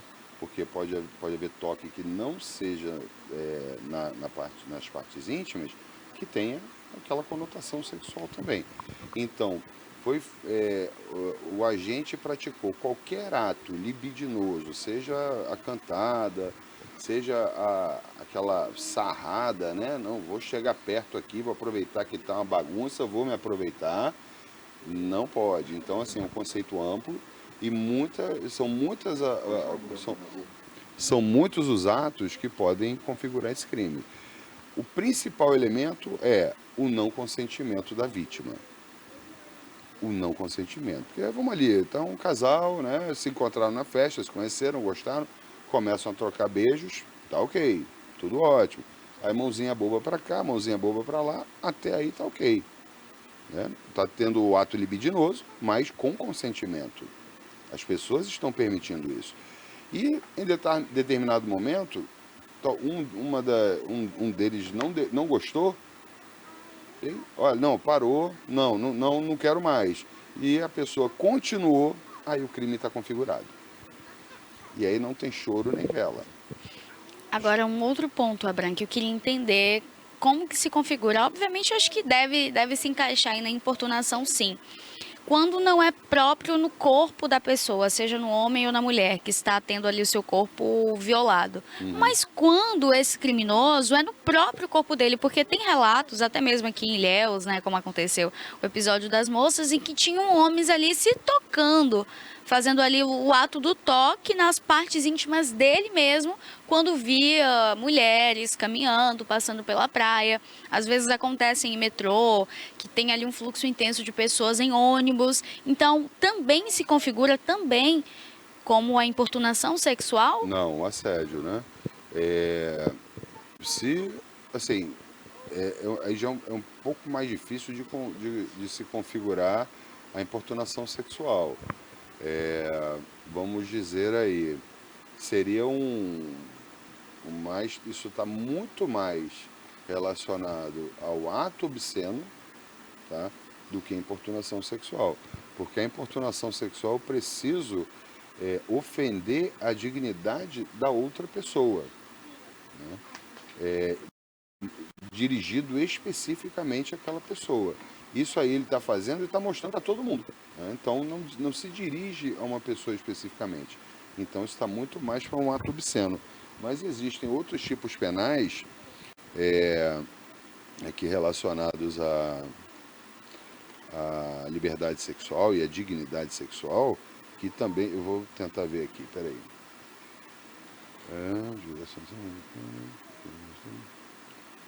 Eu preciso dar uma olhada, porque a área penal não é muito a minha área, eu queria falar sobre esse tema, porque o carnaval está próximo, e a gente sabe que acontece muita coisa dessa natureza. Mas quanto Mas seria advogado, mais ou menos isso, tá? acontece um episódio desse, por exemplo, não só do toque no corpo da mulher ou no corpo do homem, mas você tá ali na rua, ou um vizinho, um conhecido, alguma coisa do tipo, começa a tocar ali as partes íntimas, ou até expõe, porque tem casos... Olhando para você. Isso, justamente Não, na intenção ali. É importunação sexual. Pronto, então se Ele está houver... praticando um ato libidinoso, tá? Sem o seu consentimento, gostoso, e o cara lá se masturbando, por exemplo, é um ato libidinoso praticado contra alguém. Aí configura-se o crime. Como a sim. importunação. É, exatamente. Agora, se no caso só for na rua, diante ali aquelas pessoas todas, então pode ser levado como um assédio? Não, o assédio já tem outra característica. Ele tem a ver com ambiente de trabalho, subordinação hierárquica. Seria uma troca de favores, você está pedindo um favor sexual, você está satisfazendo a sua lascívia e utilizando o elemento da superioridade hierárquica. Não, olha só, você é minha secretária, vem aqui, senão te manda embora. Aí é assédio sexual. Isso é assédio. A diferença é essa, tá? Não é uma diferença assim tão pequena, é uma diferença grande entre os dois crimes, mas sempre o assédio sexual sempre tem que estar relacionado ao ambiente de trabalho e onde haja a subordinação hierárquica, porque só o superior pode... Isso aí já é um crime, podemos dizer, um crime próprio, né? Eu até falei errado, antes era um crime próprio, não, era impróprio, tá? Esse é um crime próprio, onde só aquela pessoa, só o superior hierárquico comete com a pessoa que está abaixo na hierarquia organizacional da empresa. O que está numa posição hierárquica inferior não comete contra aquela pessoa que está acima dela. É o gerente com a atendente, tá? A atendente com o gerente não, porque tem que haver esse elemento de superioridade hierárquica. Se não tiver, não configura. Agora o assédio ele pode ter ali outros pontos fora do ambiente de trabalho ou Se só... for relacionado ao trabalho, tá? Não precisa ser no ambiente, talvez tenha me expressado errado. Ele está ligado ao trabalho, tá? Não precisa ser ali. Mesmo na festinha da empresa, vamos à praia, vamos, não, mas daqui da praia a gente vai para o motelzinho, porque senão, sabe como é que é lá na empresa? Você pode ser demitido, eu posso te perseguir, aí tem assédio sexual, sim. Sempre está relacionado ao trabalho e essa questão hierárquica. O que está na cadeia hierárquica, numa posição superior, ele exerce essa influência, esse poder sobre quem está numa posição inferior para obter vantagens sexuais. Agora, existem elementos que precisam ser levados ali em consideração nesse fato da importunação sexual na hora de prestar o boletim de ocorrência ou depois dando seguimento ao processo? Ou somente ali a fala da vítima, por exemplo, aconteceu o episódio no carnaval, ela vai até a delegacia ou procura até mesmo... Um policial que esteja ali e, assim, a questão de prender a pessoa, tá? A gente tem a ideia, não, vou chamar a polícia para prender. A polícia tem o dever de prender, tá? Quem esteja cometendo crime em estado de flagrância. Mas qualquer um do povo pode prender. Então os populares ali mesmo, aquelas pessoas que presenciaram aquela situação, elas podem prender aquela pessoa, tá? Não precisa ser a polícia. Prender e levar para a autoridade policial para que siga o rito que deve ser seguido, né? Não é ele chegar, linchar, torturar o cara, botar ele amarrado no poste para tomar sol por 8 horas, não é isso. Aí já é tortura, tá, pessoal? Então isso aí também não pode. O cidadão, ele pode prender aquela pessoa e conduzi-lo à delegacia policial ou autoridade policial militar que esteja passando e é isso, tá? Mas dentro dos limites ali, vamos respeitar também o outro, tá? Não pode bater, não pode maltratar, nada disso, tá errado e é tortura. Outra coisa importante, Pérola, é que assim, é muito difícil, né? Nesses eventos de grande porte, né, onde tem muita gente, você às vezes identificar quem foi. A pessoa leva ali uma passada de mão na bunda, ela, caraca, olha para trás, 500 pessoas. Nem sabe pô, quem não sei. foi, é verdade. Então, é um crime que é difícil. Pode ser usado testemunhas. Não, você viu quem fez isso, mas não é fácil. Não é fácil, não. E é naquela multidão ali, um encostando no outro. E é uma situação extremamente desagradável. Eu fiz uma brincadeira ali, que o homem gosta disso, mas não é assim. É a sua intimidade, é a sua dignidade que está sendo atacada. É uma coisa ruim, uma coisa erradíssima. Né? Então, só pelo fato da mulher estar ali, num calor enorme, com poucas roupas, né? Roupas pequenas para pular o carnaval naquele calor todo, aí só por isso o outro se acha no direito de invadir a intimidade e a liberdade dela? Não, não pode. Está errado. Olha, agora um outro ponto. Fora do carnaval. Mesmo que ali na festa tem aquela muvuca, aquele pega não pega, puxa daqui, puxa de lá, é até briga, murro. Então, assim, não tem como a gente ver o rosto de ninguém e saber de nada ali. Agora, antes, durante o dia, tem ali normalmente os pagodinhos, a festinha. Tem a fila também, que é as filas para entrarem, tanto em camarote, ou até quando você chega ali no circuito do carnaval, e eu falo no contexto aqui de Salvador, é uma fila enorme, né? Ali uma muvuca, até você conseguir chegar, você não identifica. Mas no antes, digamos que isso aconteça, por exemplo, com uma criança, um menor de idade, se configura também como uma importunação ou tem mais alguma coisa, ou é o mesmo crime, mesmo se for menor de idade? Então, em tese, seria uma agravante, tá? Uma circunstância agravante, porque não é questão de ser menor de idade, ser incapaz. Abaixo de 14 anos são considerados incapazes. São considerados incapazes e aí eu não sei se existe, porque não há um tipo penal específico para isso, mas deixa eu ver aqui. Porque em muitos casos tem, né? Tem pai que leva a criança para festa e até mesmo ali no dia a dia. Tem situação que... No tipo penal específico, no artigo que trata disso, não fala de aumento, mas há uma condição, eu acho que é uma condição genérica de aumento de pena, porque o menor ele tem uma proteção adicional. E talvez não esteja aqui, esteja lá no Estatuto da Criança e do Adolescente. Essa resposta eu vou te dar depois, tá? Mas com certeza é mais grave, tá? E pessoas que cometem esse tipo de crime, principalmente contra incapazes, pessoas abaixo de 14 anos, sofrem muito quando chegam lá no xadrez. Sofrem e sofrem de verdade. Alguns chegam a ser... Não estou dizendo que concordo com isso não, tá, pessoal? Alguns chegam até a sofrer tanto que morrem. Os próprios presos ali. Eu não concordo com a justiça feita pela própria mão, mas já que em alguns casos, Abraham, a justiça prende, fica ali recluso, tá, mas ele tá comendo, tá bebendo, tá dormindo, a vítima tá lá, traumatizada, principalmente quando se trata de um incapaz, né, um menor de idade, uma criança. Então, pra mim, ó, não é aquilo da vida pela vida, mas fazer o quê? Era uma criança tão inocente, eu tava vendo, acho que uns 2 dias, uma menininha que foi sequestrada, abusada e depois ele soltou ela próxima a um local de mata, soltou essa criança lá.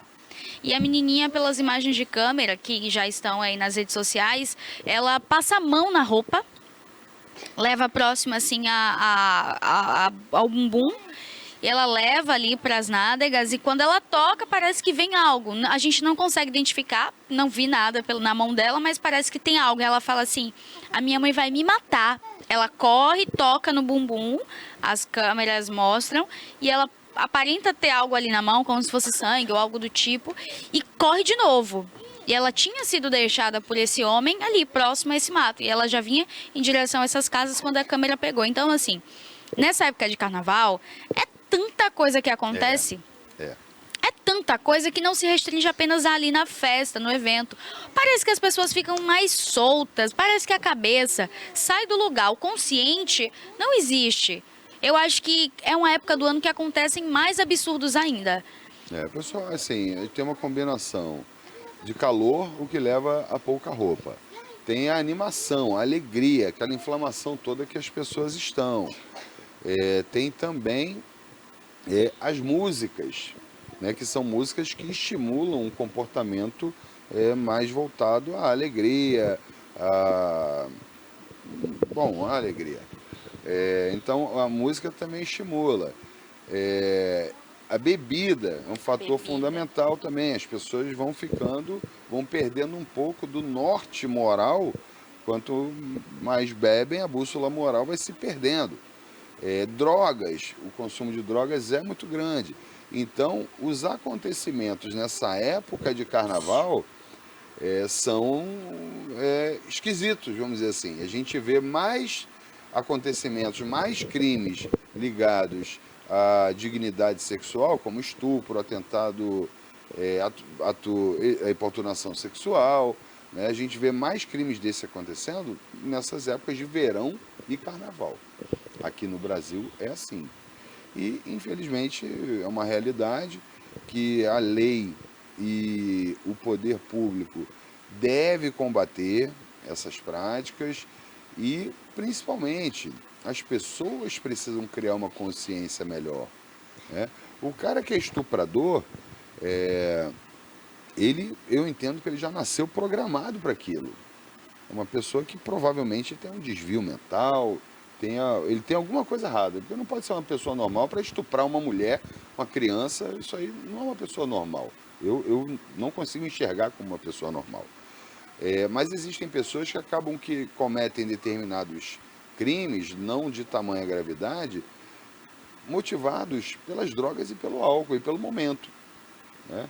Então, quanto mais essas pessoas se conscientizarem de que é errado, de que é um comportamento criminoso e que isso pode ter repercussões penais graves, como a prisão, por exemplo, esses crimes podem ter uma tendência de diminuir e esses comportamentos também. Agora, em contrapartida, Abrão, que eu tenho percebido já ali nesse início de carnaval, desde que começou o pré-carnaval, na sexta-feira, a polícia tem feito um trabalho ali de caça-fantasma. Ontem eu trouxe até um vídeo, não sei se o Cássio vai ter agora, mas fantasiados ali no meio da multidão. E os criminosos... A polícia fantasiada? Fantasiada, no meio dos foliões ali. E os criminosos que já tinham mandato em aberto, e a câmera identificava... A polícia tinha ali acabava seguindo, outros que estavam mais próximos começavam ali a fazer uma varredura do local e conseguiam até identificar. Já foram presos 4, os 4 na sexta-feira, 4. Eu trouxe aqui ontem o vídeo e outros episódios também ali da polícia trazer até a imagem. A Polícia Civil trouxe a imagem de homens ali que estavam praticamente, assim, acabando com a vida das mulheres, né? Além da importunação sexual, abuso, na própria página da Polícia Civil, eles colocaram ali foto, a idade e o local de atuação, a região. Então, tinham ali os dados da pessoa, né? O rostinho do criminoso, então, na página da Polícia Civil.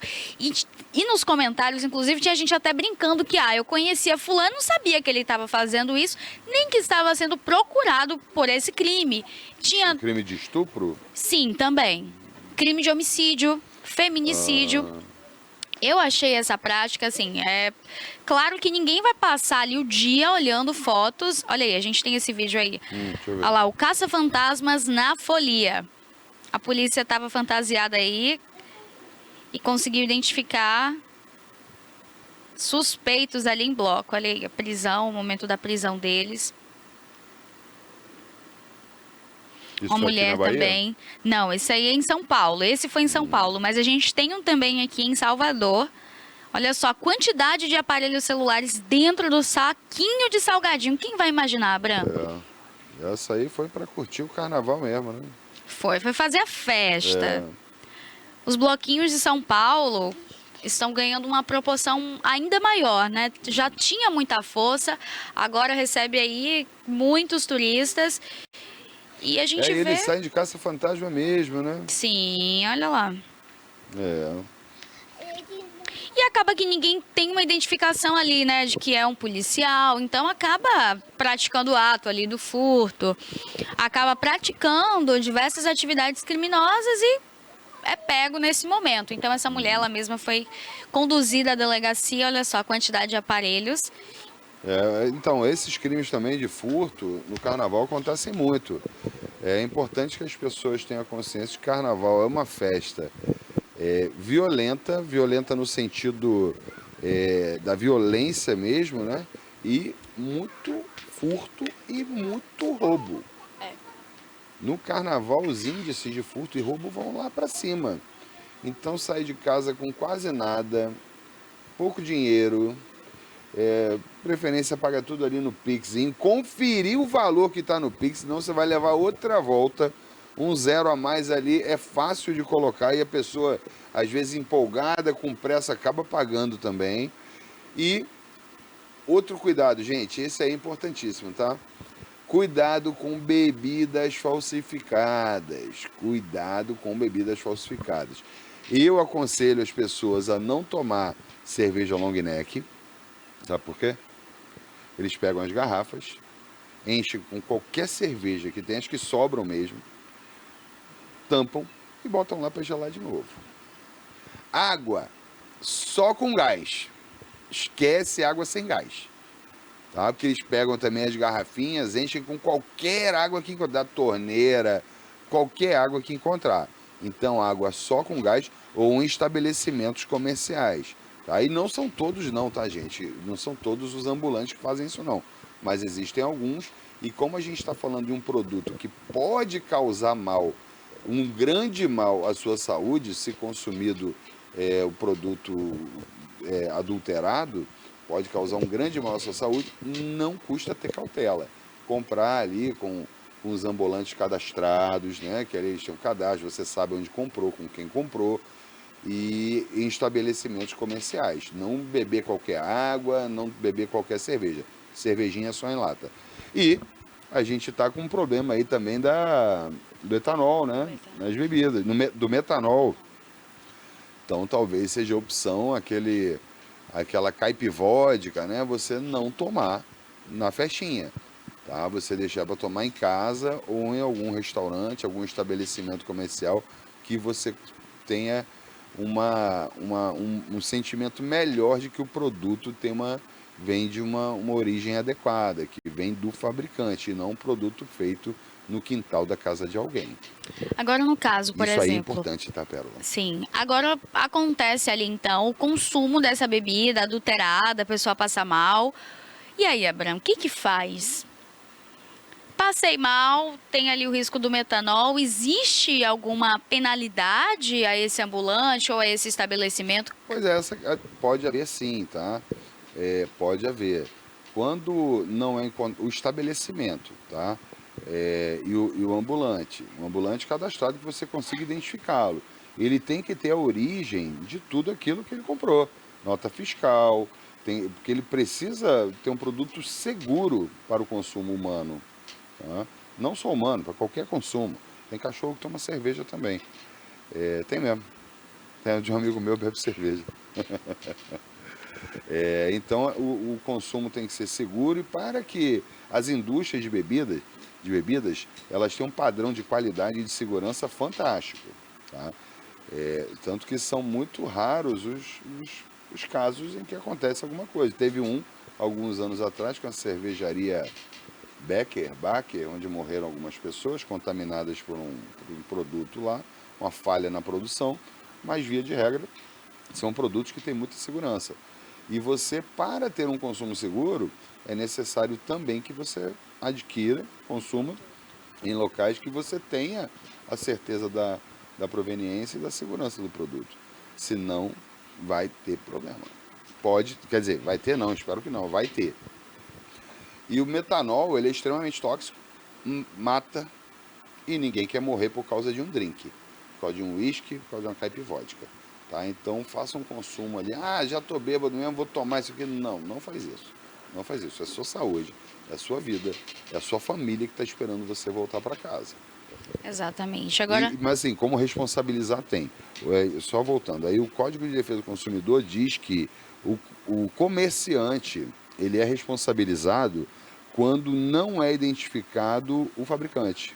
Quando não se identificar a indústria, ele pode ser responsabilizado. Quais são esses casos? Produto sem nota, porque não dá para rastrear. Né? Então, eu conheço um cara que vende o uísque, o Black Label, mais barato do que... comprou ali, sem nota, porque provavelmente é falsificado, ou de uma outra origem, produto com origem de furto, né, de carga. Então, ele pode ser responsabilizado, o comerciante, porque você não consegue chegar até a pessoa que vendeu a ele. E aqueles produtos artesanais. Eu tenho uma cachaça artesanal aqui maravilhosa. Se ele não tiver a nota fiscal daquilo, que comprove a origem de quem produziu e vendeu aquilo para ele, ele pode ser responsabilizado também.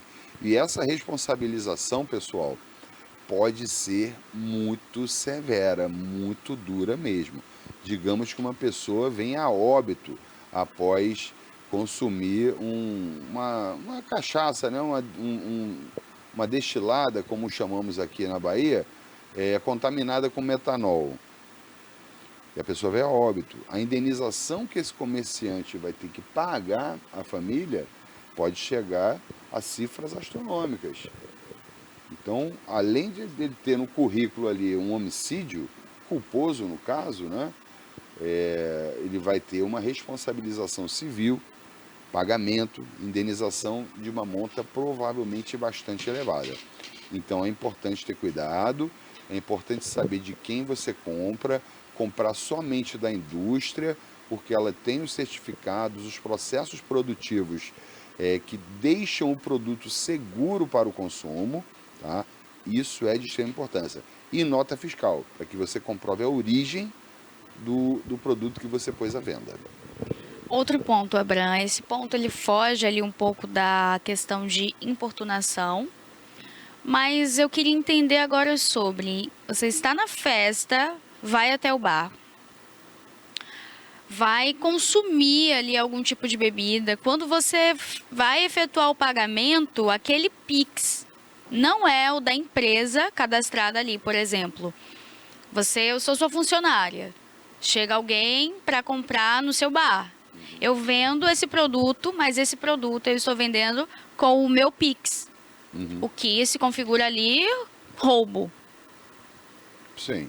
Eu estou recebendo esse valor, um valor que não pertence a mim, sim à empresa que eu estou fornecendo o meu trabalho.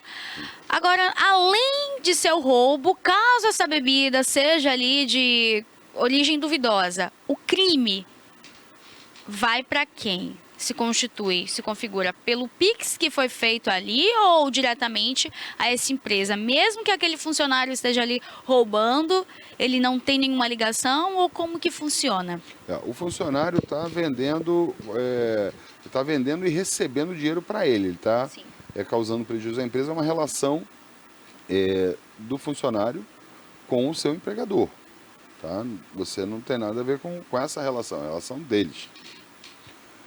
Agora, você recebeu uma bebida adulterada, pagou na conta do funcionário que estava roubando o patrão, vamos dizer assim. Você não tem nada a ver com essa confusão. Você estava no estabelecimento. O responsável é o estabelecimento. Como a pessoa jurídica não comete crime, exceto o crime ambiental, quem comete o crime é, no caso da bebida falsificada, aquele que adquiriu, que pôs à venda, sabendo, o dono da empresa. Tá? Então, ainda assim, o dono continua. Quem estava roubando ali o valor... É do estabelecimento. É do estabelecimento. Eu falo Aí isso. ele que vai ver o roubo com o outro. Agora, se o funcionário, se ele tinha a própria garrafa de bebida dele lá, não, eu vou levar a minha garrafa, que eu vendo a minha garrafa na minha máquina. Existe isso também, tá? Aí mesmo. o funcionário que comete o crime do homicídio culposo, da lesão corporal culposa. E se ele souber que o produto é adulterado, já deixa de ser culposa. É homicídio mesmo doloso, lesão corporal dolosa mesmo, pode ser gravíssima, né? Então, ele mesmo comete o crime, né? Aí já a esfera penal passa a ser exclusivamente do funcionário, mas a responsabilização civil deve ir para o estabelecimento, porque você foi naquele estabelecimento consumir, porque você acreditava que ele reunia as condições, inclusive de segurança, para que você fizesse um consumo adequado e apropriado. Então, o funcionário responde pelo crime. Eu não vejo aí como imputar qualquer responsabilidade à empresa, né, ao estabelecimento pelo crime, ou ao dono da empresa, a não ser que ele soubesse isso tudo, mas ele fica com responsabilidade civil, ou seja, a indenização. Eu falo isso porque eu tinha presenciado uma situação dessa, do funcionário, eu conheci o dono ali do bar, né? E o funcionário estava vendendo a bebida, comercializando com o Pix dele. Ele mostrava a chave Pix, ele mostrava tudo bonitinho, mas era dele. E como a gente conhecia, o grupo que eu estava conhecia o dono daquele local, então a gente ficou assim, meio, como assim? Como que não é tal chave? Porque já tinha sido feita para um Pix da maquininha. A maquininha que estava com QR Code ia diretamente para aquela conta e agora ele estava passando a chave dele pessoal. Então, eu fiquei até com medo da situação. Falei, bom, será que essa bebida, diante de tudo que está acontecendo com metanol, ela vem, sei lá, adulterada? Quem que é responsabilizado? Se é a pessoa, quem estava roubando, ou se era o dono. Então, nesse caso, continua com o dono. E o roubo ali é resolvido entre as partes em um outro momento, com outra situação. Pode abrir registrar uma ocorrência pelo furto ali do funcionário e procedimento para demissão por justa causa, né, o justo motivo. Pronto, então... Agora, é um ponto de atenção interessante esse que você levantou. Porque é comum a gente chegar lá, a gente compra alguma coisa, vai numa loja com o nome, sei lá, Alerta Cidade, aí o Pix é Antônio Pedro Marcos da Silva. Pô, irmão, esse Pix aqui é de quem? Não, é do dono mesmo. Qual o nome do dono? Então beleza. Mas a gente fica muitas vezes sem saber. E a quantidade de máquinas que a gente vê em um estabelecimento, às vezes não é possível. Estabelecimentozinho pequenininho com 10 máquinas, ali a gente percebe claramente que está havendo uma coisa ali para fraudar o fisco, ali está havendo uma sonegação fiscal, o que também é crime, tá, pessoal? Então é fácil perceber isso. Mas pagou, levou o que eu levei, o que eu comprei ali, a pessoa, por que eu vou dizer, não, essa máquina, não vou pagar nessa máquina? Não, eu pago do jeito que me mandarem pagar lá. A não ser que eu perceba, né? O Pix do garçom, aí tem alguma coisa muito errada.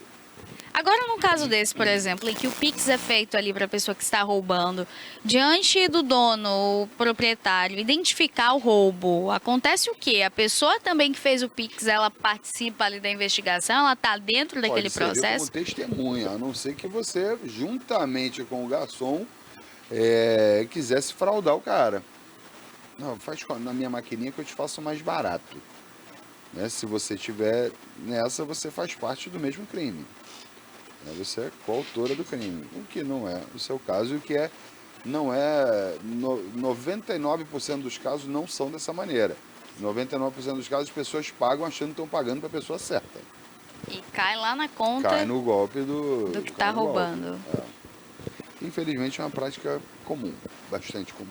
Eu já acreditava nisso do Pix, que tinha muito roubo, até eu presenciar e eu ver que acontece mais do que a gente se dá conta. Porque é muito prático hoje em dia com o Pix, você abriu aqui a câmerazinha, vai no QR Code, acabou, saiu da sua conta, já foi. Já era. Já foi, você não vai ficar... E ninguém vai ficar perguntando, né? Você está ali no restaurante, você está numa loja, você não vai ficar perguntando qual é o nome da proprietária, do proprietário. Você paga ali o que eu tinha para apresentar, pronto, e vai embora. Até porque a gente quer levar o seu produto. Se o produto está em sua mão, está em posse, você pagou... Agora é importante, tá? Já que você, quando se percebe que acontece uma coisa esquisita como essa... É importante você pedir o seu comprovante de pagamento. Ah, não, eu quero seu comprovante? Quero sim, manda para mim. Que aí você pode ser, a empresa pode chegar, cara, você não pagou, não, eu paguei sim, no Pix dele aqui tá aqui o comprovante. Vou até mostrar mesmo o comprovante no celular. Não, eu paguei, tá aqui. Aí eles que resolvam, eles que são brancos lá, eles que se entendam. Eles que se entendam. A gente... Você pagou, fez o seu, tá tudo certo. Tá tudo ok. Então eu tinha essa dúvida. Falei, meu Deus do céu, agora se a bebida vem adulterada e ainda a pessoa entra numa enrascada dessa, numa confusão dessa, ó, se ajeitando ao vivo, hein, Abraham? Porra, coceira danada aqui. E essa tá incomodando, gente. Ô, Cássio, você corta aqui pra mim na hora, Cássio. Cássio não cortou, Cássio deixou a gente aqui, ó. Aí, Mas agora já parou de coçar também. Tinha resolvido, Abraham. Resolvi a situação. Mas... Tá coçando mesmo, parecia até que tinha um bicho aqui me picando. Acho que deve ser do calor. Mas aqui tá aí encosta aqui na cadeira, aí incomoda, pode ser Não, isso. isso foi um mosquito, cara, que me picou nas costas e num lugar péssimo, que eu não consigo colocar a mão, porque eu sou meio rígido, né? E aí não vai, eu não consigo coçar de jeito nenhum. Eu fiz esse movimento todo aqui, pessoal, mas eu não cheguei no ponto da coceira, não. Mas é. E é ruim, porque quanto mais coça, a gente não consegue aí que vai mais coçar. Agoniado. E se não coçar, você não consegue ficar quieta. A gente não consegue ficar tranquilo. Sempre tem que ter alguma coisa, né? É ao vivo, né? Ao vivo é assim, ao vivo tem dessas. Eu juro que eu não aguentei. Segurei. Você dava um toquezinho aqui, Abraham. Vai ganhar um prêmio. Oi? E o meu. Cássio falou e sumiu. Cássio falou. Ah, Selena, não é pra falar não, Selena. O Cássio fala, ele some uma voz aqui. É o caça-fantasma. É, a voz fantasma. É a menina falando no microfone aí. Ah, então agora a gente conseguiu escutar. Mas olha, a gente já está finalizando aqui, Abraham. Tem algum recado para o pessoal de casa? Tem vários recados. Anota aí. Primeiro, se for dirigir, não beba. Se for beber, não dirija. É o primeiro recado, talvez o mais importante. O seu dever, a sua obrigação é, com a sua família, com seus amigos, com as pessoas que gostam de você, é sair de casa e voltar para casa inteirinho. Então pega um Uberzinho, pega um táxi, metrô, ônibus, vai a pé, seja lá do jeito que for, mas volte para casa inteiro. Bebeu, não dirija. Pessoal, nada de passar a mãozinha na menina, tá? Menina disse não, é não. Isso vai garantir que ela tenha um bom carnaval e você também, tá? Porque nem sempre dá tempo da polícia chegar e às vezes a galera ali se revolta, tá? E, assim, 2 minutos de tapa parece uma eternidade. 2 minutos de corredor polonês, pô, aquilo ali é um tempo que não acaba nunca. Então se liga, não faz isso, tá? É crime, você pode pegar até 5 anos de reclusão. Então respeite o próximo, respeite a moça, porque ela é uma mãe, uma irmã, uma filha, enfim, respeito é bom e todos merecem, elas muito mais.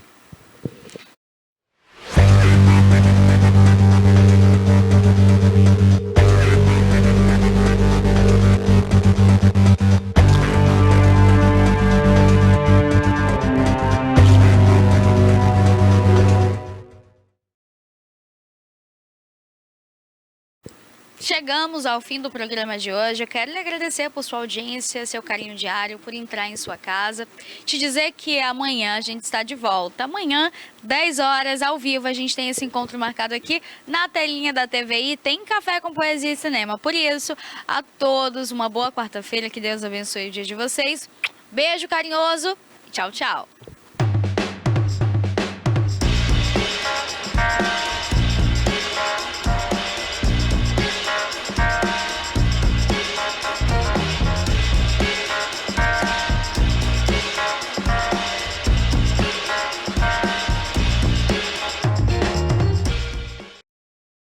Era uma vez, em terras próximas e terras distantes, eu embarquei em uma dura jornada. Eu cruzei as estradas menos percorridas. Eu voei para muito além das montanhas. Ele curou uma mãe e seu filho. Ele subiu até as nuvens. Ele respirou fogo. Ela lutou contra criaturas cruéis. Ela vestiu sua armadura brilhante. Ela enfrentou os gigantes do Império. Stop bombing health workers. Stop bombing patients.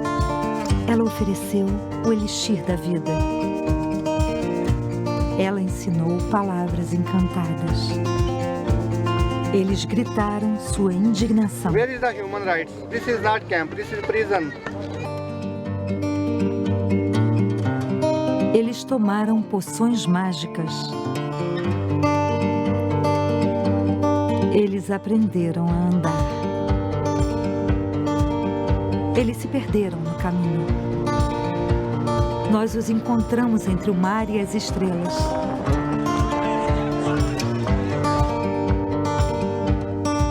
Nós tivemos a ajuda de magos. Nós construímos castelos. Nós protegemos o tesouro. Nós fizemos tudo isso graças a pessoas como você.